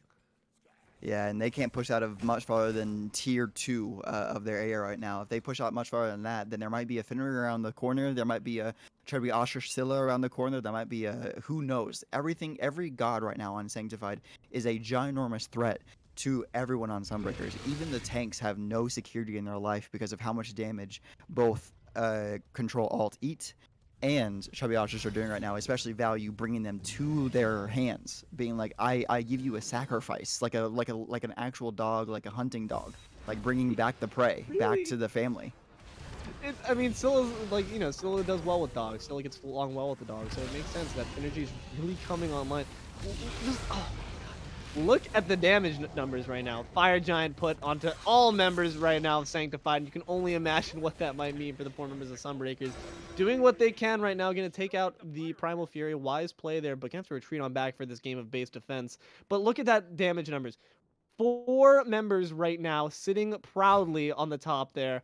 And of course, ChubbyOstrich wearing the crown. 25k player damage in 28 minutes. And look at the red wave right there as well. The 5.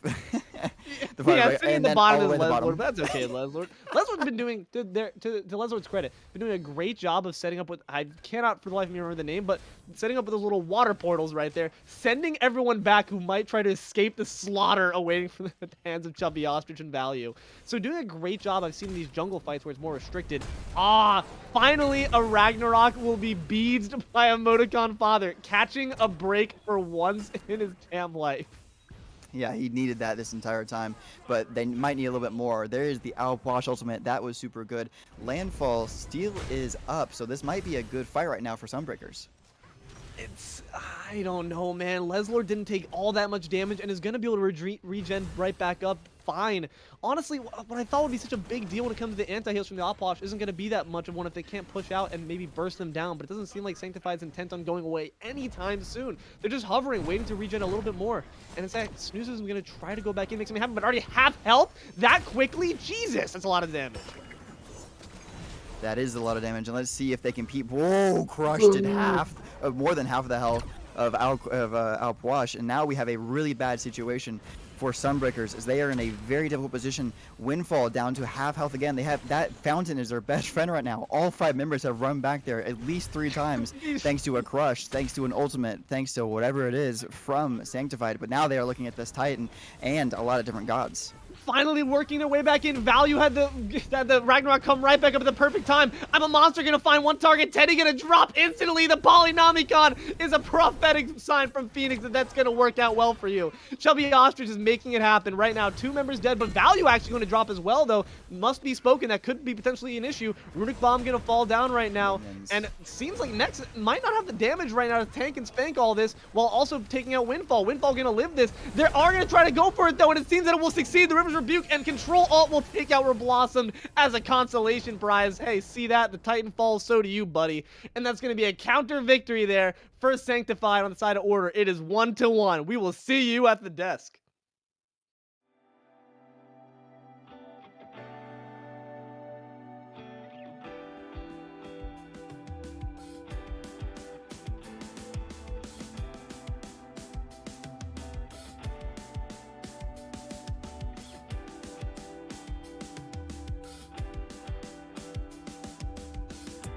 I don't wanna feel as cold as the winter.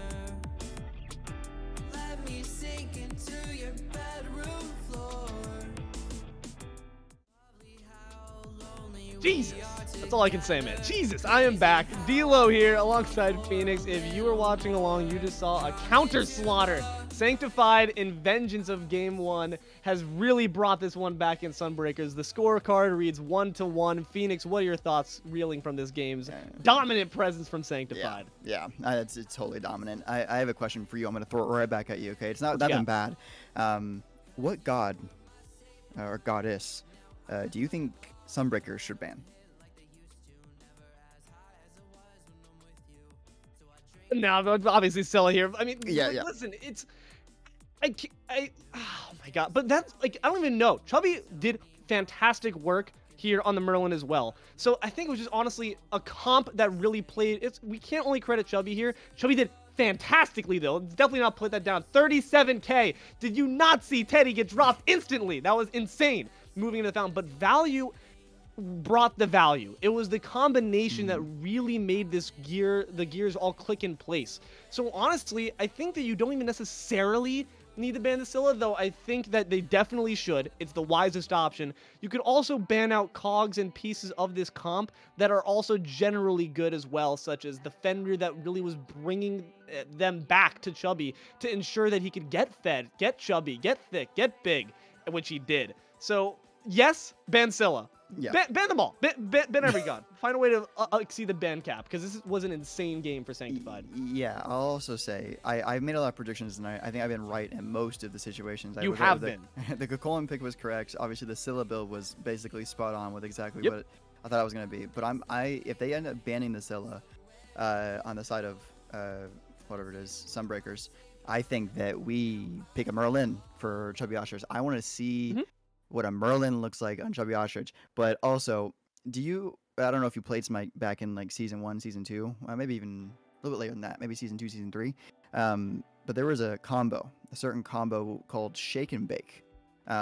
It was popularized by a certain streamer that we don't talk about in the Smite community. Yeah, got you. So his name started with a D. Yes. And he had a full community that was around him. But you would have a Fenrir and a Nuwa. And Nuwa's old ultimate used to be a cage that would go around and like Dharmatic pillars. But instead it did like a lot of damage, like a ton. And so what you could do is you could be Fenrir, pick up a god, and then shake with your mouse, and then make him go through that Dharmatic pillars like a ton of times and do a lot of damage. That's what this game felt like. It felt like they were doing Shake and Bake, but it was not Shake and Bake. It was Shake and Crush. because like literally the Fenrir would go grab this god and just bring it back to Chubby, and Chubby would say thank you and then kill. And so that combo right there, even if those two gods are picked again in this next game by sorry, what's their name? Sanctified, the rest of the other three gods, I don't really care what happens with them. They can do as well as it did this last game. If they have those two gods again in that combo, that is disgusting.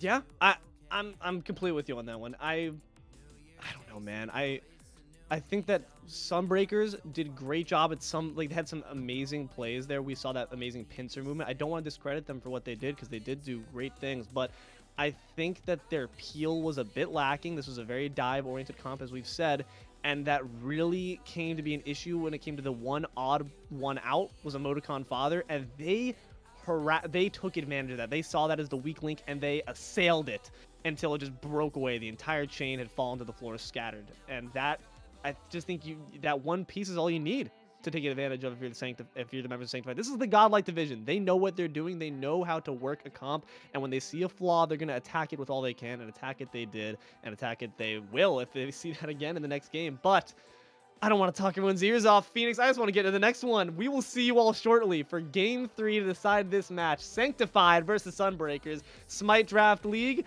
Week 3. Don't go anywhere.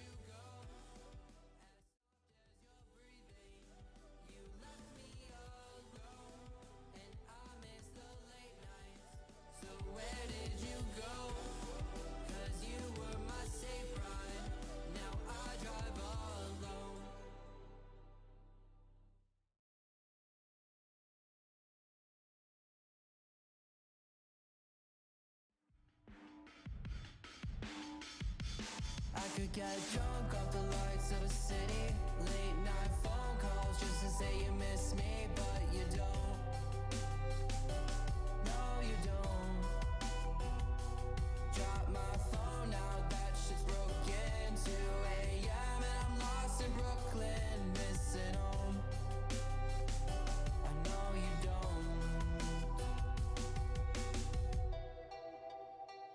When we were on, I'd always thought we would make it, but now you're gone. Baby, you're a ghost. I'm caught up in a landslide, mental on the low end. When I used to feel alive, now there's a hole in the city, can't feel shit. Where do I go? Cause I know you don't feel this. Can't catch a break for God's sakes. Feel like I'm waking up and I'm caught in the wake. Yeah, I know this is my funeral on parade. I did it to myself cause I always thought you would feel the same, and I know you don't. Drunk off the lights of a city, late night phone calls just to say you miss me, but you don't. No, you don't. Drop my phone now, that shit's broken. 2 a.m. and I'm lost in Brooklyn, missing home. I know you don't. Let's hit the brakes, I'm pulling. Hello, everyone. Welcome back on in. My excitement is not waned one bit here as we get into this Game 3, Week 3, Smite Draft League, Godlike Division. That's a mouthful. Between the Sunbreakers, now on the side of Order, and Sanctified, now brought to you by Chaos. I'm Deelo, joined here once again by Phoenix. Phoenix, how are we feeling as we look into these initial picks and bans? Interesting picks that we're What seeing is so far, going locked in on? quick. Oh, this has to be a remake or something, because this has gone so fast. We literally just got into this, or they just did that quickly, because Fenrir, Yamoja, Thor bans, and then Thanatos. They did not ban the Scylla, by the way, so that's still an option if we want to pick it here. And looks like they're kind of going a similar comp with the Chiron here again, on the side of Sanctified. So a new WoW pick coming out. I It's wish like I they could have heard been you, more. man. Yeah, I couldn't have been more far off with yeah, they want to do the shake and bake. That's what they want to do. They're going to be having a bit of trouble when it comes to the Fenrir being banned out there. I Yeah. think it seems that Sunbreakers are doing exactly what I said, which is not necessarily banning the Scylla, but recognizing that Scylla's tools around her were what... Dude, these are such awesome god picks! But, alright. But yes, they're banning the pieces around the Scylla that were allowing her to function at the level that she did. And that is, I think, a wise play, because I think they're recognizing that Scylla, it might be the red herring. You're thinking the Syl is the problem, but really it's the things that are propping her up. So I actually think that's wise to ban out the Fenrir. A lot of the physical assassins banned out on the side of Sunbreakers, saying none of that BS, please. And it seems that on the other side here, Sanctified is going to be banning out a few assassins of their own, but also some pretty significant ability-based mages here, who we're looking for maybe the last pick here to lock things out for the members of Sanctified. I guess it's gonna be a Raw. That would be so cool. What? Guess not. I can't even, dude. I don't even know what these members of GODLIKE are gonna do. I'm loving how non-traditional some of these picks have been. The tier is gonna be super interesting. Love to see a new Wa. I'm giddy right now. Chernobog is gonna be awesome as well to see used on the side of I can only imagine Reblossomed. Achilles looking to be the final pick here potentially. They're really leaving us on the edge of our seat though.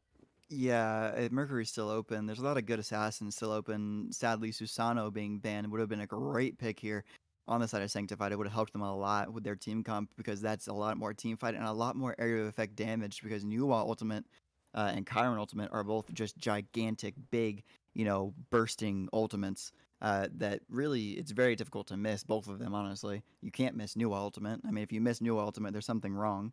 But Achilles will be the pick here, which means that either you have a tier jungle or an Achilles jungle. I'm going to assume that that's going to be an Achilles jungle, and it looks like it is since it's on value. Absolutely, and it's interesting. I mean, I appreciate what they were going for there on the side of Sunbreakers. Once they saw the Thanatos ban, they've seen Sanctified use the Khepri to their advantage. Didn't quite work out well for them, but they're saying, okay, Thanatos is off the board now. How about we try the Khepri? But maybe neglecting to remember that there's another member of the team that could potentially be executing you out here. So the Achilles is going to be looking to get some high value. Original joke. Looking to potentially get some high value there to negate all those Scarab Blessings coming in. So it's going to be interesting here. Once again, we're just seeing that the skill of Godlike Division does not at all only remain on the field. It's also in these picks and bans. I, for one, am excited to see what this Game 3 will offer us, and we will all be seeing that soon. Just in a moment, please don't go anywhere for this Game 3.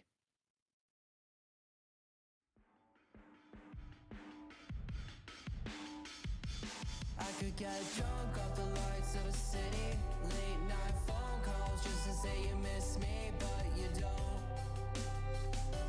No, you don't. Drop my phone now, that shit's broken. 2 a.m. and I'm lost in Brooklyn, missing home. I know you don't. When we were on, I'd always thought we would make it, but now you're gone. Baby, you're a ghost. I'm caught up in a landslide, mental on the low end. When I used to feel alive, now there's a hole in the city, can't feel shit. Where do I go? Cause I know you don't feel this. Can't catch a break for God's sakes. Feel like I'm waking up and I'm caught in a wake. Yeah, I know this is my funeral on parade. I did it to myself cause I always thought you would feel the same, and I know you don't. Drunk off the lights of a city, late night phone calls just to say you miss me, but you don't. No, you don't. Drop my phone now, that shit's broken. 2 a.m. and I'm lost in Brooklyn, missing home. I know you don't.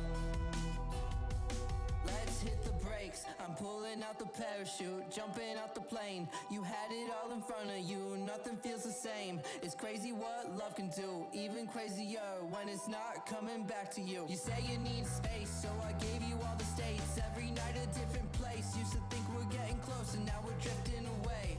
And all I can say is that I'm feeling wasted. I could get drunk off the lights of a city, late night phone calls just to say you miss me, but you don't. No, you don't. Drop my phone now, that shit's broken. 2 a.m. and I'm lost in Brooklyn, missing home. I know you don't.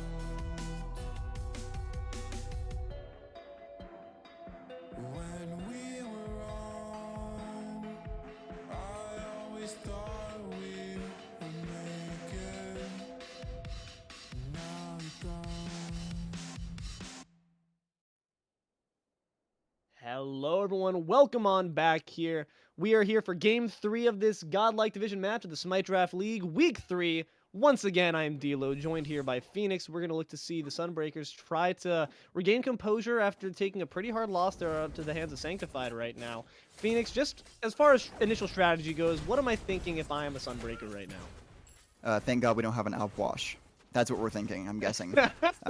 Because Yu Huang is not only a much more meta pick, but also just a much more team fight and escapability kind of god. Obviously with the immunity frames.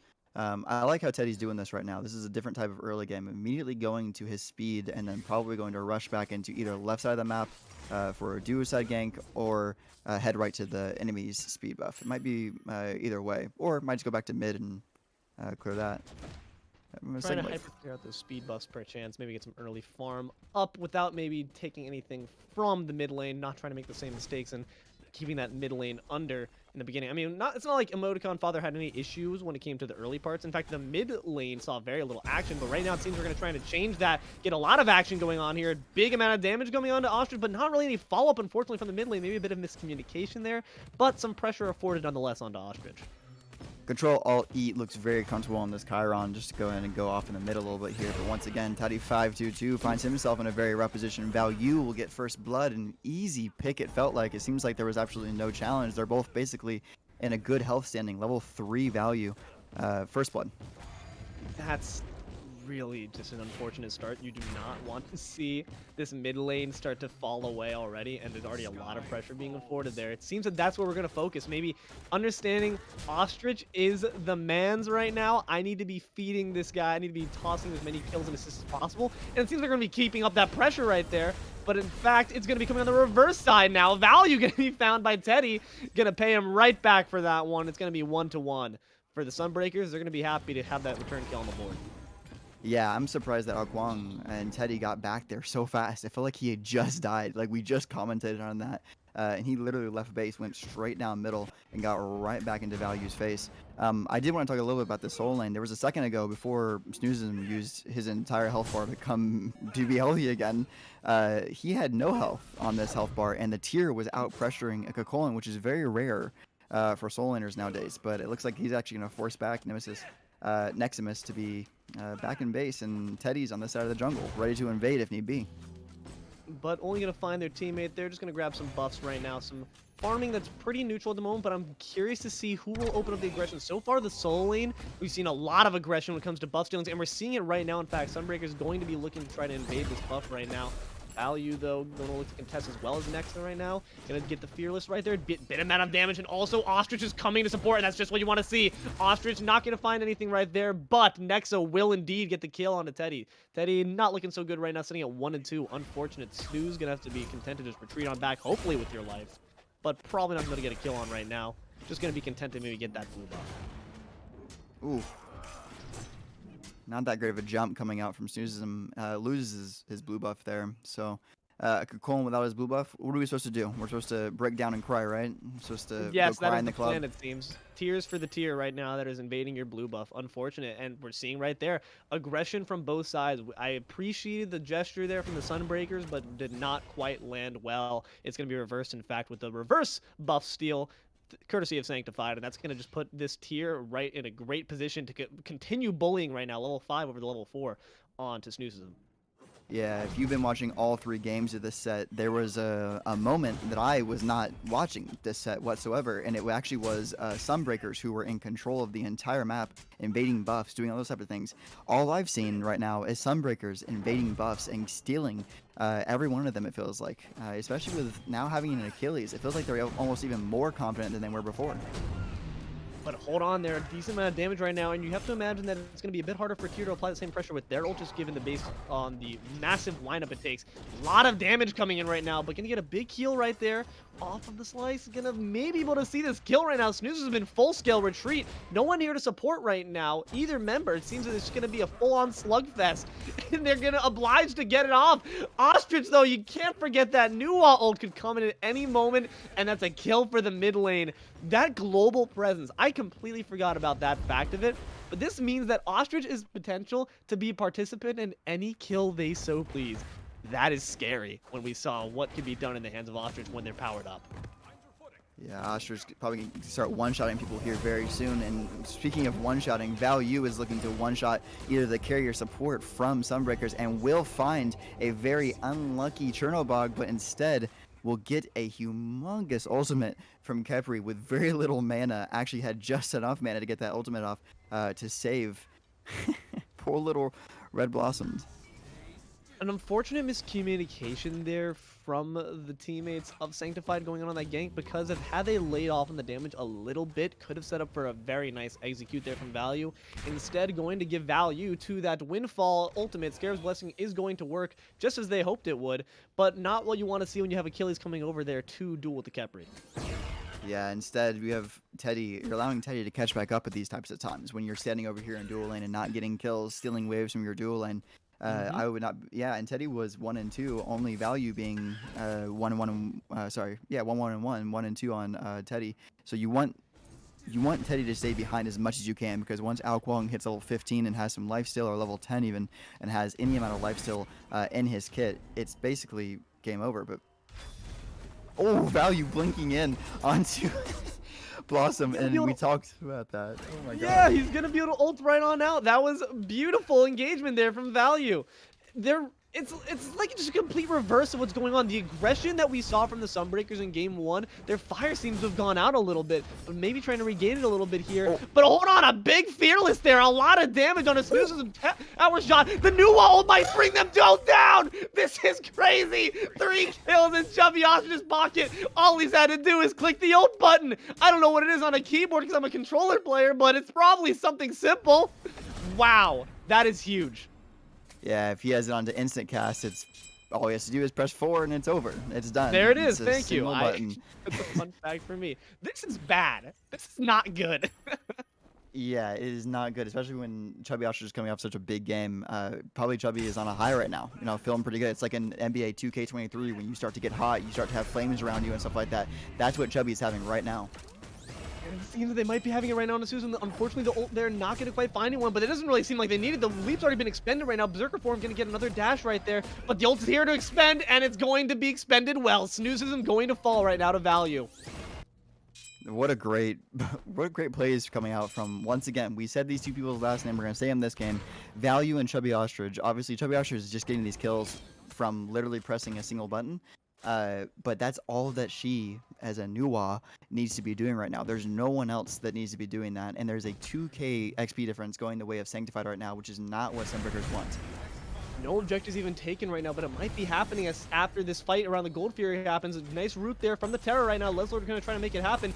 Snipes coming in right now, and the new wall will supply a decent amount of damage, but Ostrich needs to get in that fight right now. Leslord's looking quite low. Get the back on out, but so are Windfall as well as Teddy right now. Teddy looking around the corner. The invisibility going to actually supply a decent amount of sneaking there, and might be able to find the kill right now onto Leslord. Fantastic job there. Teddy's playing a stealth game. Gonna look to try to find on a Valyouuu right now, it seems, and dives in for the double kill, but blown up instantly by ChubbyOstrich. And it seems that the damage is going to be coming now onto the Yu Wong. Pearl Dragon going to try to find a kill in return onto the mid, but not going to get it. A double for double right there. It seems like the Wendy's 4 for 4 has been complete on the side of Sunbreakers and Sanctified. 2 kills dropped on each side. That was just great plays on both sides. I'm overwhelmed by how amazingly both of these teams are playing. The really sad thing coming from Sunbreakers' side that I want to see more of is that 2 times now, ChubbyOstrich has picked. No, sorry. They played Scylla last game. I'm sorry, but Alpuash was played on the side of Sunbreakers last game, and now on the side of Sanctified is playing Nuwa. Nuwa also has no mobility, which means that if a Nuwa is in the area of 3 peoples on Sunbreakers, you know who you're going for. You're going for that Nuwa. Let her put out Claymans, let her put out Fog, let her use the Shard, so on and so forth. Whatever she needs to do to try to get out of it. But once you get her into a Khepri pool, it's basically over. She's dead. But we just need to be able to do that kind of thing and utilize it. Oh, that was a stolen buff by Rocks from Leslord. Rocks. Yeah. The one thing that I can really credit that team fight going any sort of way for Sunbreakers is Teddy. That was all Teddy. Teddy, like, legitimately, like they're playing freaking I don't know, what was that called? Splinter Cell Blacklist right now. Yeah. Sneaking in between the members of Sanctified to find the low health Leslord in the back and get the execute off. Then land onto Valyouuu, instantly dishing a second kill. Dropping in turn, but hold on, maybe getting it dropped as well. Windfall from the execute. Valyouuu gonna make it happen. Valyouuu is getting, how many times can we make this joke, but insane value off of this Achilles right now. Yeah, there's no chance. Yeah, the Achilles obviously working very well for him, but there's also no chance for anyone with Khepri ultimate on them. That's the really sad thing about it. And obviously with Thanatos being banned, it was the easiest choice of their life probably. While we're here on Snoozism, I want to talk a little about it. It feels like these lanes have not been going the direction that he wants them to. Big steal attempts going out from Father, but will not get it. Instead, we'll find the grave thanks to another Nuwa ultimate. Kill brought to you by Valyouuu, but definitely in partly sponsored as well by our friend ChubbyOstrich. ChubbyOstrich, look at the kill participation right here. 5 kills, 4 assists. This is so rough looking right now, but also Control gonna make it a bit rough there for Reblossomed. Gonna try to find the counter kill. Is Teddy going to succeed right there? No help needed. Control will fall as both carries are taken off of the map. Those kills are cool, you know, but 5 to 12 is your score right now, and you're behind by 3 to 4K. Not a good look. And of course, Valyouuu has to ultimate out here before Teddy finds himself right on top of his head. But instead, everyone will be able to escape on the side of Sanctified as Teddy. Whoa, Chernobog ultimate came in like a freaking bullet. Yeah, realizing that maybe the aggression had stopped at that point, or Blossomed gonna use that ultimate to maybe just get in a bit quicker to lane, I guess. I think it might have just been a bit of a miscommunication, not realizing that the fight had already stopped here. Going for turn on back to the solo lane. I wanted to talk a long time ago about this before freaking Nexa popped the hell off, but what are your thoughts on what the tier provides in this comp? Oh, it's mainly what you really need, which is something to do after Terra uses all of her abilities. And after Terra uses all of her CC abilities and everything that she brings to the table, you now have a tier that also can bring those gods, just like a Fenrir did. You know, just like a Fenrir did, you can do Fearless and bring those gods right to your hand. Windfall, once again, finding himself in a very rough position, having to use that ultimate on himself. I don't think that's going to be able to save him, though, thanks to... Ooh, it actually will end up saving him. Olsen, he's going to get it! The snipe's coming through! That is really unfortunate. Windfall got the Rudolph successful peel for their carry onto Control-Alt, but then also went for the grab, which I don't think they realized that there wasn't any follow-up. Going to take a lot of CC and damage in turn, waste the ult, and unfortunately waste their life as well. Now lose gold for it, sadly. I mean, no kills come in the way of Sunbreakers, and that's really what they need right now, is kills not on Ao Kuang, not on Teddy. We want kills onto Reblossomed and other players on this team. Maybe even Snoozism here. This might be a good kill onto the steer. Decent amount of damage popped off, and yes, indeed, that will be the kill onto Nex. Not going to have an ult to supply.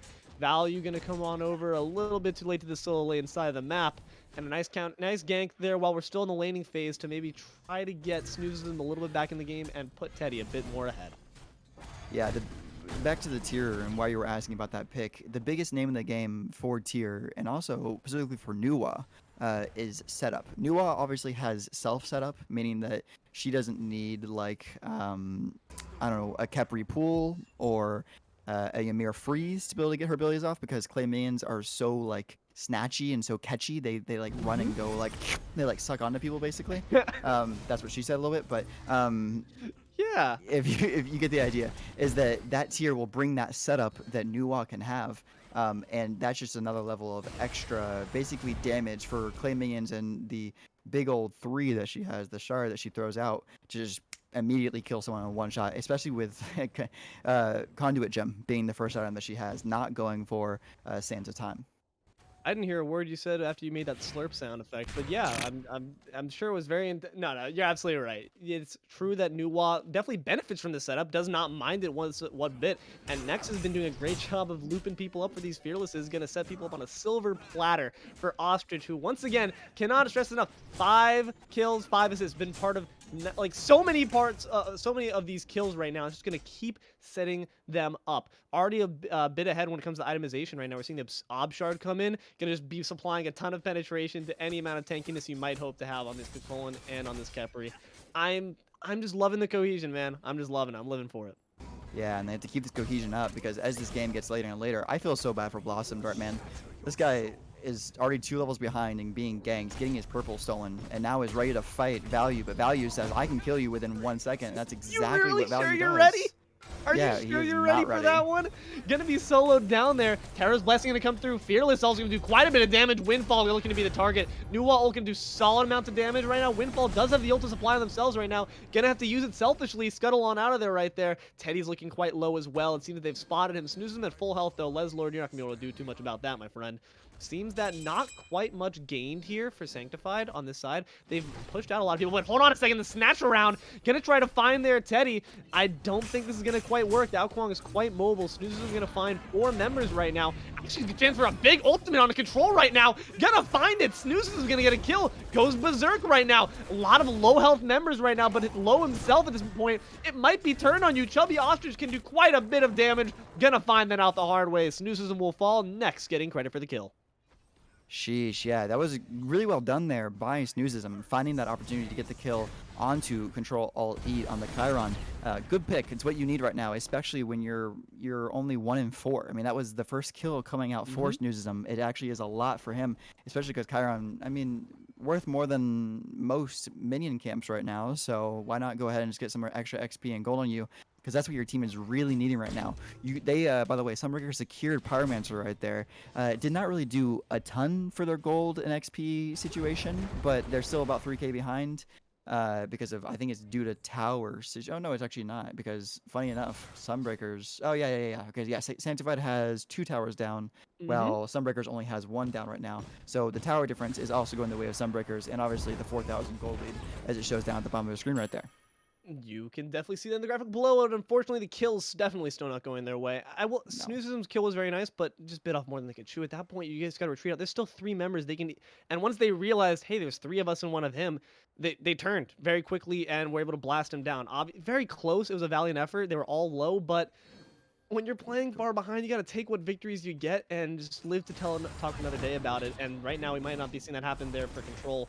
Gonna do quite a bit of damage to that. Ooh, the dash can be slowed down a little bit, and the execute is gonna come through with the beads there. Might not be enough. The snipes are going to maybe potentially get him to live, but the Scarab's blessing is gonna save him. Control is going to fall. The new ult's not quite enough to take out Teddy this time. Man, that's a rough thing about, ooh, what a big freaking whirlwind out of Kokolin, but not enough to get any kills. Finds himself now in a 2v2 fight against a Nuwa and a wonderful looking Terra that is not going to be able to save Ostrich. So Ostrich will go down thanks to a easy kill from Kokolin. They've lost their hero now, but the new hero has spawned in. Tears here to feel us up. Gonna find 1 and not even, I don't think it was his threshold, was he? Gonna miss the second execute, but probably still be able to pick him up right now. Slowed a little bit by the Terra, setting it up as Leslord right now. Gonna do some more damage. It'll only take a few more autos to take them out right now. And it seems that Reblossomed also fell on the wayside right there. Still some fighting going on. Dueling Dragons has been expended. And Nex is looking to be in quite a bit of trouble. That heal's not enough. Teddy gonna get it with the water illusion. It seems that did end up still falling, unfortunately, in favor of Sanctified right there. Sunbreaker's gonna lose 3 to Sanctified's 2. But they did get a kill on Ostrich, and that's gotta feel good.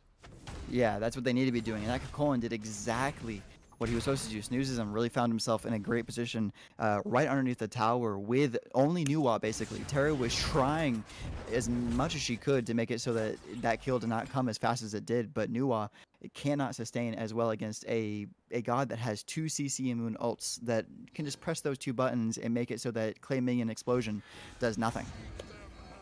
Does certainly a lot of damage, but it just wasn't enough. You're absolutely right that it was not enough to ward off what is turning out to be quite the threat on Snoozism.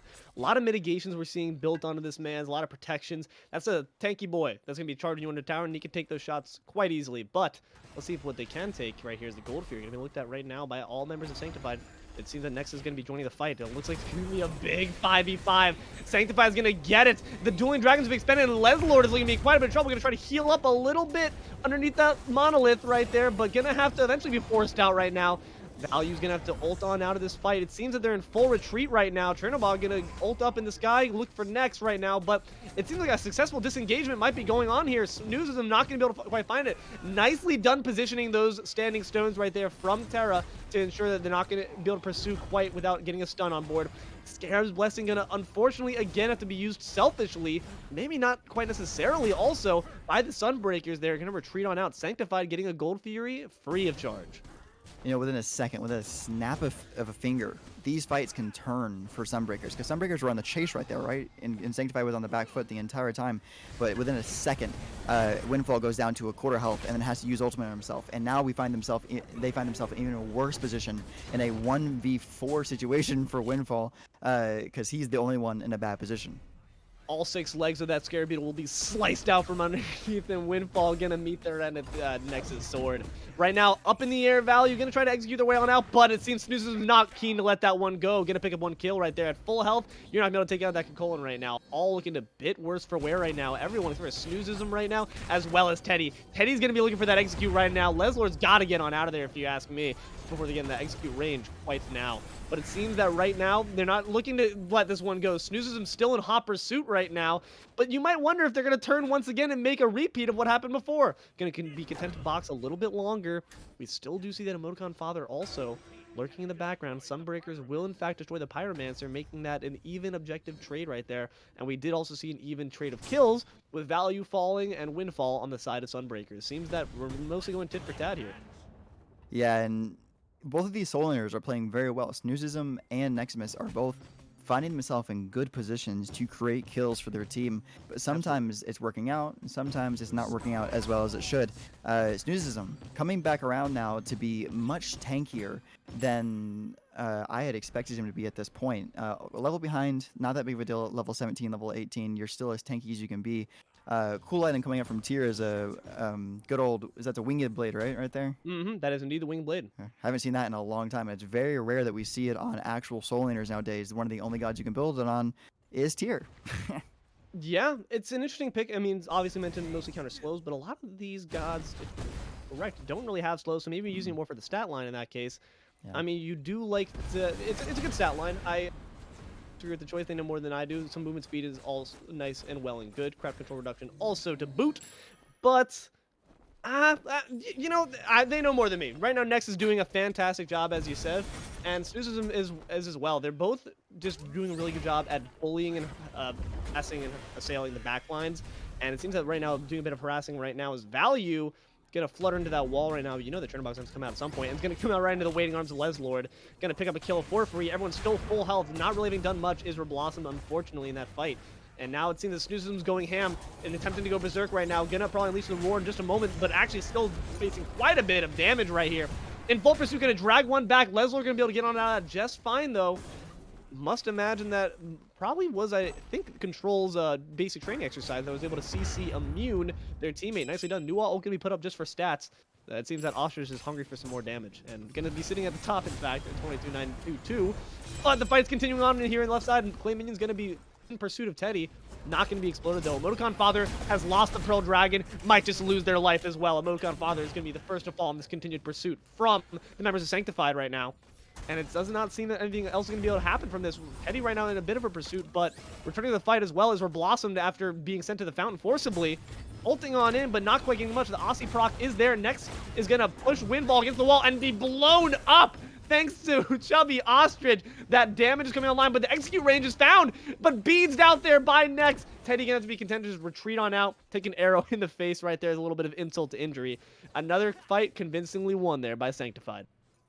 Yeah, really well done by Sanctified there. They found themselves in a really good position once again and able to kill 3 carries immediately. But this Gold Fury is being killed by them, but Snoozism and Teddy are both here ready to steal it if they need to. They do not end up stealing it, but they almost get 3 kills at the same time as trying to steal that Gold Fury. A lot of damage coming out from Teddy and from Snoozism right now. Wish you had a new ult right now, don't you?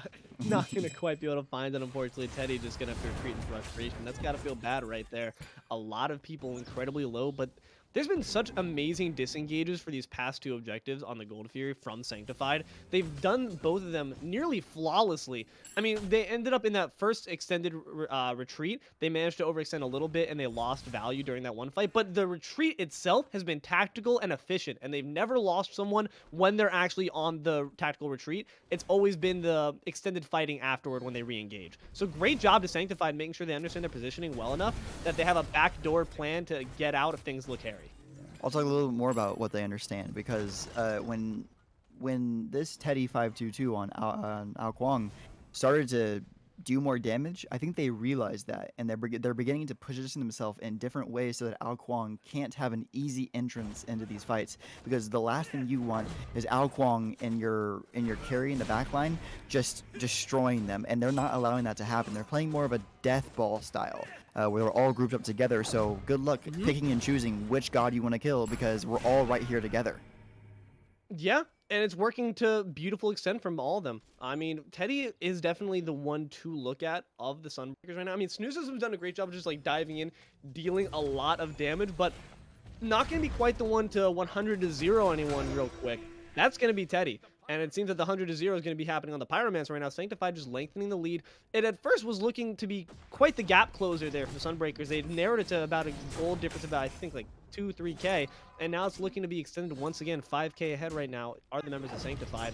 Looking to try to scrap in the jungle right now. And retreating right now. Terra's Blessing going to be expended.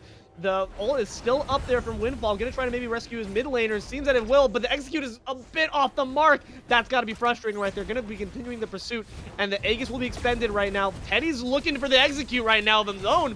Could be a bit of trouble right there. It's going to be coming online there. Valyouuu will fall to the tool that they were not able to quite land themselves. And that's got to hurt a little bit. Teddy's surveying the battlefield below. Going to see where they're going to land. Land right back in the fray there. Colonel from Snoozism going to do quite a bit, but not actually much in the way of damage. More of CC and disruption. A lot of damage under control, though. Teddy continuing on the fight. The grab there from Leslord, but the Fearless in response going to save him. Nexa doing quite a bit of work as that solo tier.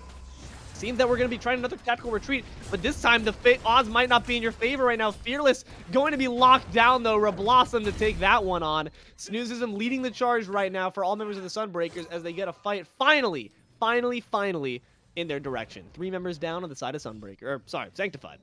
Yeah, the biggest threat we were talking about just a couple seconds ago, Teddy 522 on the Ao Kwang. It's true.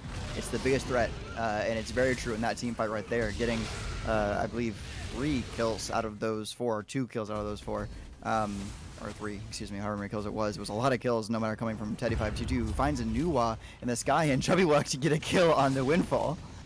That's gotta hurt. I don't think was that just meant to escape? I don't think he had to kill anyone, but it succeeded because Teddy followed it up right afterwards. That's gotta feel pretty funny. If they saw that. They saw not that. really expecting that one. Fire Giant going to fall, though, in the way of Sunbreakers. Oh, no, it was not so. Could Okay. be the massive turnaround they were looking for. Leslord in full-scale retreat. Dueling Dragons pushing Leslord back into the midst of the members of Sunbreakers. We're going to double dash on out. Valyouuu going to be in quite a bit of trouble. Going to have to dash on out as well. Dude, I thought Les just stole that.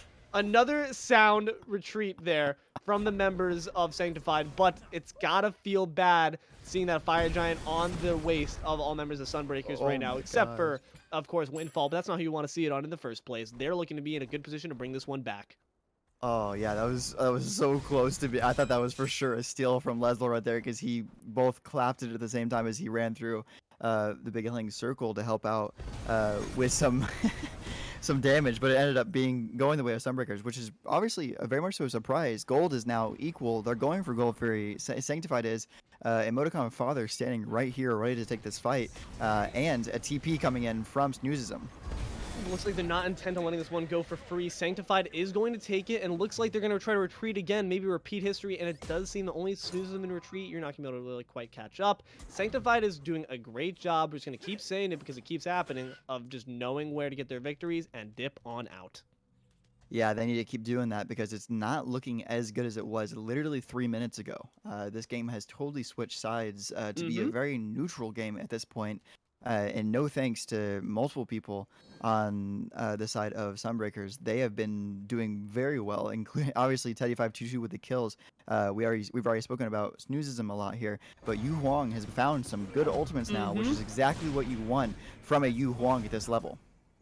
I was about to say, the kill and death record does not really tell No. the contribution that EmoticonFather has had this game.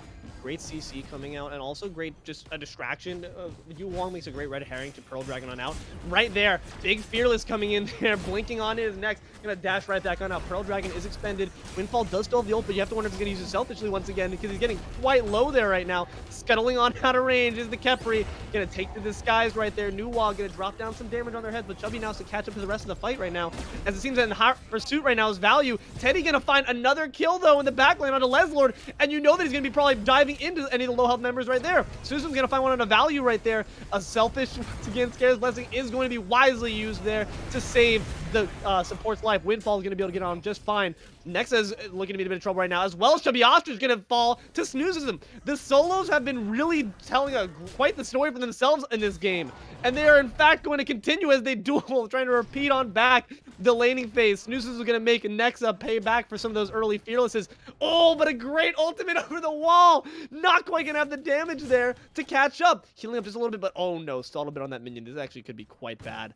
But retreating into the waiting arms right now of their teammate, it does seem that Nexa will be received warmly and retreat on back with their life. That was another fight that was... That was done. Oh my gosh, so intense. Sanctified had some good kills early. Sunbreakers turned it around really well. Oh, middle Fenix going down just barely right there. That was pretty crazy. But really good call there. Game, man, this is crazy. It's insane. 30 minutes in, the first Phoenix is gonna drop, and there's still plenty of towers left for for Sanctified to have to take before they can start toppling their own. But it looks like they're gonna remain on this back foot, which is not at all, as you said, what it looked like 5 minutes ago. No, that bar goes up just about as much as, you know, Dogecoin back in the day. Not anymore. Obviously, they go in the opposite direction. But that's fast. That's a fast switch around. 14,000 XP, 35 minutes is usually the mark for these good types of players. 35 minutes is usually the point for XP where it does not matter anymore. It's not that big of a deal. So we're coming up on that. Obviously, your supports are the last two lingering, level 17 and level 18 respectively. If we can see a little bit more fight opportunities come out here for Sunbreakers, and especially for some good picks for Teddy522, and possibly even for our new adventurous EmoticonFather who's begun to show face, and especially a lot of these good fights. Windfall might have found himself in a bad position here with 4 members of Sanctified running towards that lane to try and see if they can get a kill on him, but instead Windfall says, I'm going to go ahead and run away and not get picked here. Thank you very much. Wise move. I'm just sad that you reminded me of how badly my Ethereum has fallen in value. But yes, it does seem that they're going to be able to live on that one. Windfall is going to be doing just fine. A tactical retreat there. Nuwa taking there a bit early. Whoa, wait a second. That's a lot of damage, actually. Scare's Blessing going to be expended there. Unfortunately, the damage came a bit too early, but it seemed that diving in the backline as Nexa might not be able to find the kill, though. Snoozism is going to find their own, though. Valyouuu is going to fall once again. Nexa's leading to me quite a bit of trouble now. Next on the menu, perhaps, and going to dive back in right there. There's a Chernabog with that buff from the ultimate, but it seems that Snoozism, as they always have been, is carrying the line right now, is the front line, leading the charge right now. Or not ulting, sorry, but rooting anyone in their path. Teddy to follow up right there. Leslord slowed by the dragons there. Pulled back in. Can only imagine the execute coming right there. Leslord gonna fall. Next is looking to be next on the menu. No, actually, it's going to be onto Ostrich, but supported there by Control. Might have been a bit of a rough target to choose there, as Next was the one by themselves, but maybe recognizing the mobility that Tier had, offered a better kill there on the side of Chubby. Gonna be pushed back into tower right now, though. Snoozism gonna take a bit of damage, but going to actually be able to pop out of that one with a nice stun to boot. It does seem that once again the Sunbreakers are putting slowly tick for tack, a little bit more pressure on their side, but hold on a second. Not having to execute right now, gonna have to rely on damage alone, and Teddy gonna actually put it onto Control and follow it up with a double kill onto Nexa. Teddy is the sneakiest man. This is solid Snake right here. Yeah, that is literally the 007. This is like an agent, man. Change He's the like numbers James on his Bond. name. Yeah, Change the numbers. It's no longer 522. No, this is... And another Fire Giant destroyed. Enhanced Fire Giant, in fact, destroyed now. And Sunbreakers are looking to be very dominant in this next siege that is going to you can only imagine be going for the carry lane, duo lane Fenix. Sanctified has the ability to reverse this. I think that they're just unfortunately leaving their backline a bit too vulnerable to Snoozism and to Teddy. They need to group up a little bit better, maybe position a bit wiser to make sure, because like you were talking about, they had that strat going on, but it seems like they're getting stragglers picked, unfortunately, by this column that can really just tank anything. You need to collapse onto one target and eliminate them. Yeah, Snoozism and Teddy becoming the new names that you got to start saying. Obviously, we've been saying them this entire game, but last game there was whispers from Teddy on Mercury, which is unexpected. Yeah, it's like we're doing like a D&D, like table.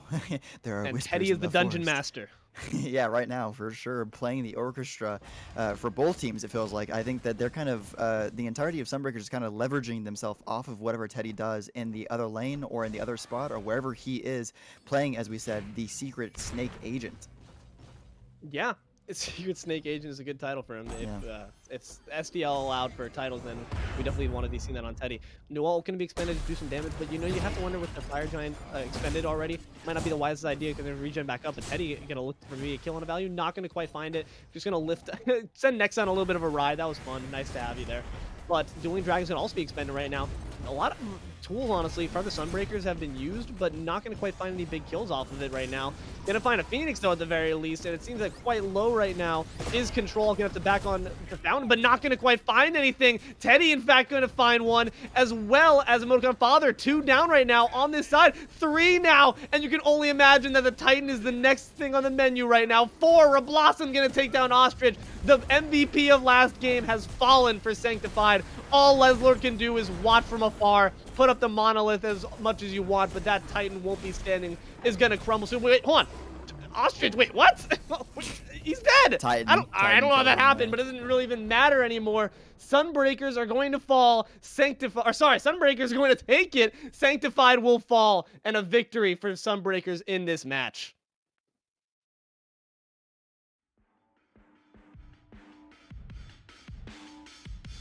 I could get drunk off the lights of a city. Late night phone calls just to say you miss me, but you don't. No, you don't. Drop my phone now, that shit's broken. 2 a.m. and I'm lost in Brooklyn, missing. Hello, everyone. Hope you weren't gone too. We weren't gone too long because I want to talk about this match right now. Fenix, give me your first thoughts here as we see Sunbreakers, after what looked to be a really rough start, pulled it all together and made that final push into the Titan. There's one number that I see that I really like, and almost did as much number as the quote-unquote carry of this game for Sunbreakers, and that is a 42,500 damage coming out of a Kokolin, and that's 13,000 different than the opposing soul laner xNexamiss on the tier. That's what you want from your soul laner in the late game, and he did exactly what you're supposed to do on a Kokolin in late game. For sure the MVP of this game, even though the stat line for Teddy522 is 14, 4, and 7.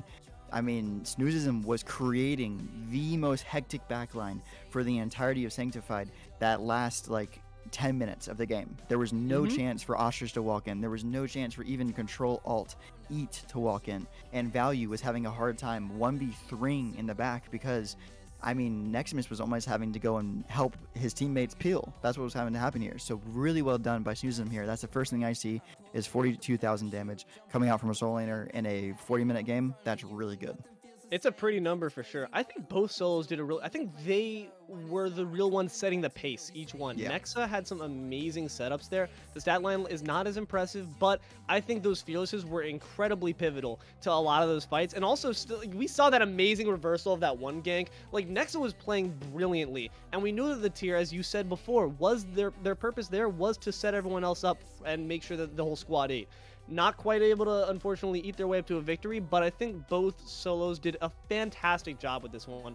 Teddy, of course, has got to be talked about here, because though we know that Snoozism was the one setting the pace, Teddy was following it. Teddy knew how to samba, and Teddy danced that dance very well. 45k player damage, 14 kills, just doing a great job of sneaking their way through, not just, executing Ao Kuang's abilities well, but just using their brain to know that, okay, they don't know I'm around this corner right now. They're going to think it's like a Pokemon battle right here. They are really making reads.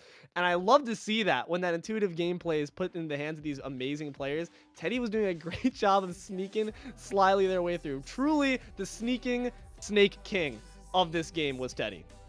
Yeah, there was no one else even competing for that position because with Valyouuu, it's much more difficult to be so sneaky when you're such a loud god that has humongous abilities. And also when you're not a snake. Oh Makes yeah, it a bit more hard as yeah. well. But True. credit must be given to the members there of Sanctified. They really were running a great game at first. What do you think was the turning point where it all went wrong? What do you think changed either on the side of Sanctified or the Sunbreakers to help the Sunbreakers carry through and bring it up to their own victory? It's sad to say it, but it's gonna have to. You're gonna look directly at the junglers. Valyouuu fell off, and Teddy came on. It's what happens. Valyouuu, Achilles late game, is a 4-button. No matter if you're in solo or if you're in jungle or if you're in support with Achilles, it becomes strictly his 3, his dash, his 1, all of his abilities, all 3 of them do not matter as much as that 4th ability, and that's why they picked that god. It was for the ultimate. Which is execute. And so when you're not able to get off executes, it's game over. You're kind of just praying that you can get off, even with the ability. He has Hydra's Lament and multiple items, but they're not going to be able to do much when you're not landing your executes. And if that's not happening, then you're going to give Teddy 522 on Ao Kuang humongous amounts of opportunities. And the opposite backline, on his backline being Value's backline, is going to struggle for a lot longer than the Sanctified. The Sunbreakers. Yeah, Sunbreakers backline. Our names, we've gotten all screwed up, haven't we? You're all good, man. I think you're really making a good point there, because nothing. Yes, Valyouuu with the 10 kills talent, it looks impressive, but it doesn't tell the full story. Actually, No. There were several opportunities where there's unfortunate mistiming with the Scarab's Blessing, where maybe it would be popped off and the person would be returning back to Windfall, and Valyouuu would pop it a bit too early or pop it a bit too late once their team had already done the damage and brought that back to the Khepri. So I think there's a few pivotal moments where an execute could have really swung something for them, where we just didn't see it land. A lot of those kills, I think, were stacked up in that early to mid game, and we really didn't see those executes pop off at all, really, now I'm thinking about it, in any of those last like 4, 5, maybe even engagements. And that really came to be quite the unfortunate deficit for them, because like you said, that's what that pick was there for. And if you're not fulfilling your one purpose, then that's a wasted god. Yeah, you probably would prefer a bigger like Thanatos or something like that again. You know, obviously Thanatos was on Teddy 5.2 before, but I think it was banned as well, sadly. So I can't really say that one. But you could pick the Daji. Daji, I think, would have been a great pick if you wanted to go ahead and scale to that late game, and would have been a great pick for your team, because your entire team then is made of Beast Burner. But at the end of the day, Sunbreakers came back from like a 8K deficit, I think, and ended up winning this game. Even with 3 out of the 5 players being negative stat lines. So that kind of tells you about what a jungler in the late game can do, especially a guy like Ao Kuang, and then what a tanky god like Snoozism on the Kukong can do in the late game. So no questions about it. They deserve that win. Really well done to them, but obviously well done to Sanctified as well. Let this be a tale of warning. You're never out of that game, no matter how big that lead might look for the enemy. You're definitely not out of it. All it takes is a few smart fights and a few plucky players to get yourself back in the game. But that being said, that's all we have to tell you here for today. After this very exciting set, I hope you all enjoyed, of the Godlike Division, Week 3 of the Smite Draft League. I'm Deelo, joined here by Fenix. We had iNooblet on the cams. Thank you very much for that, man. We will see you all next time.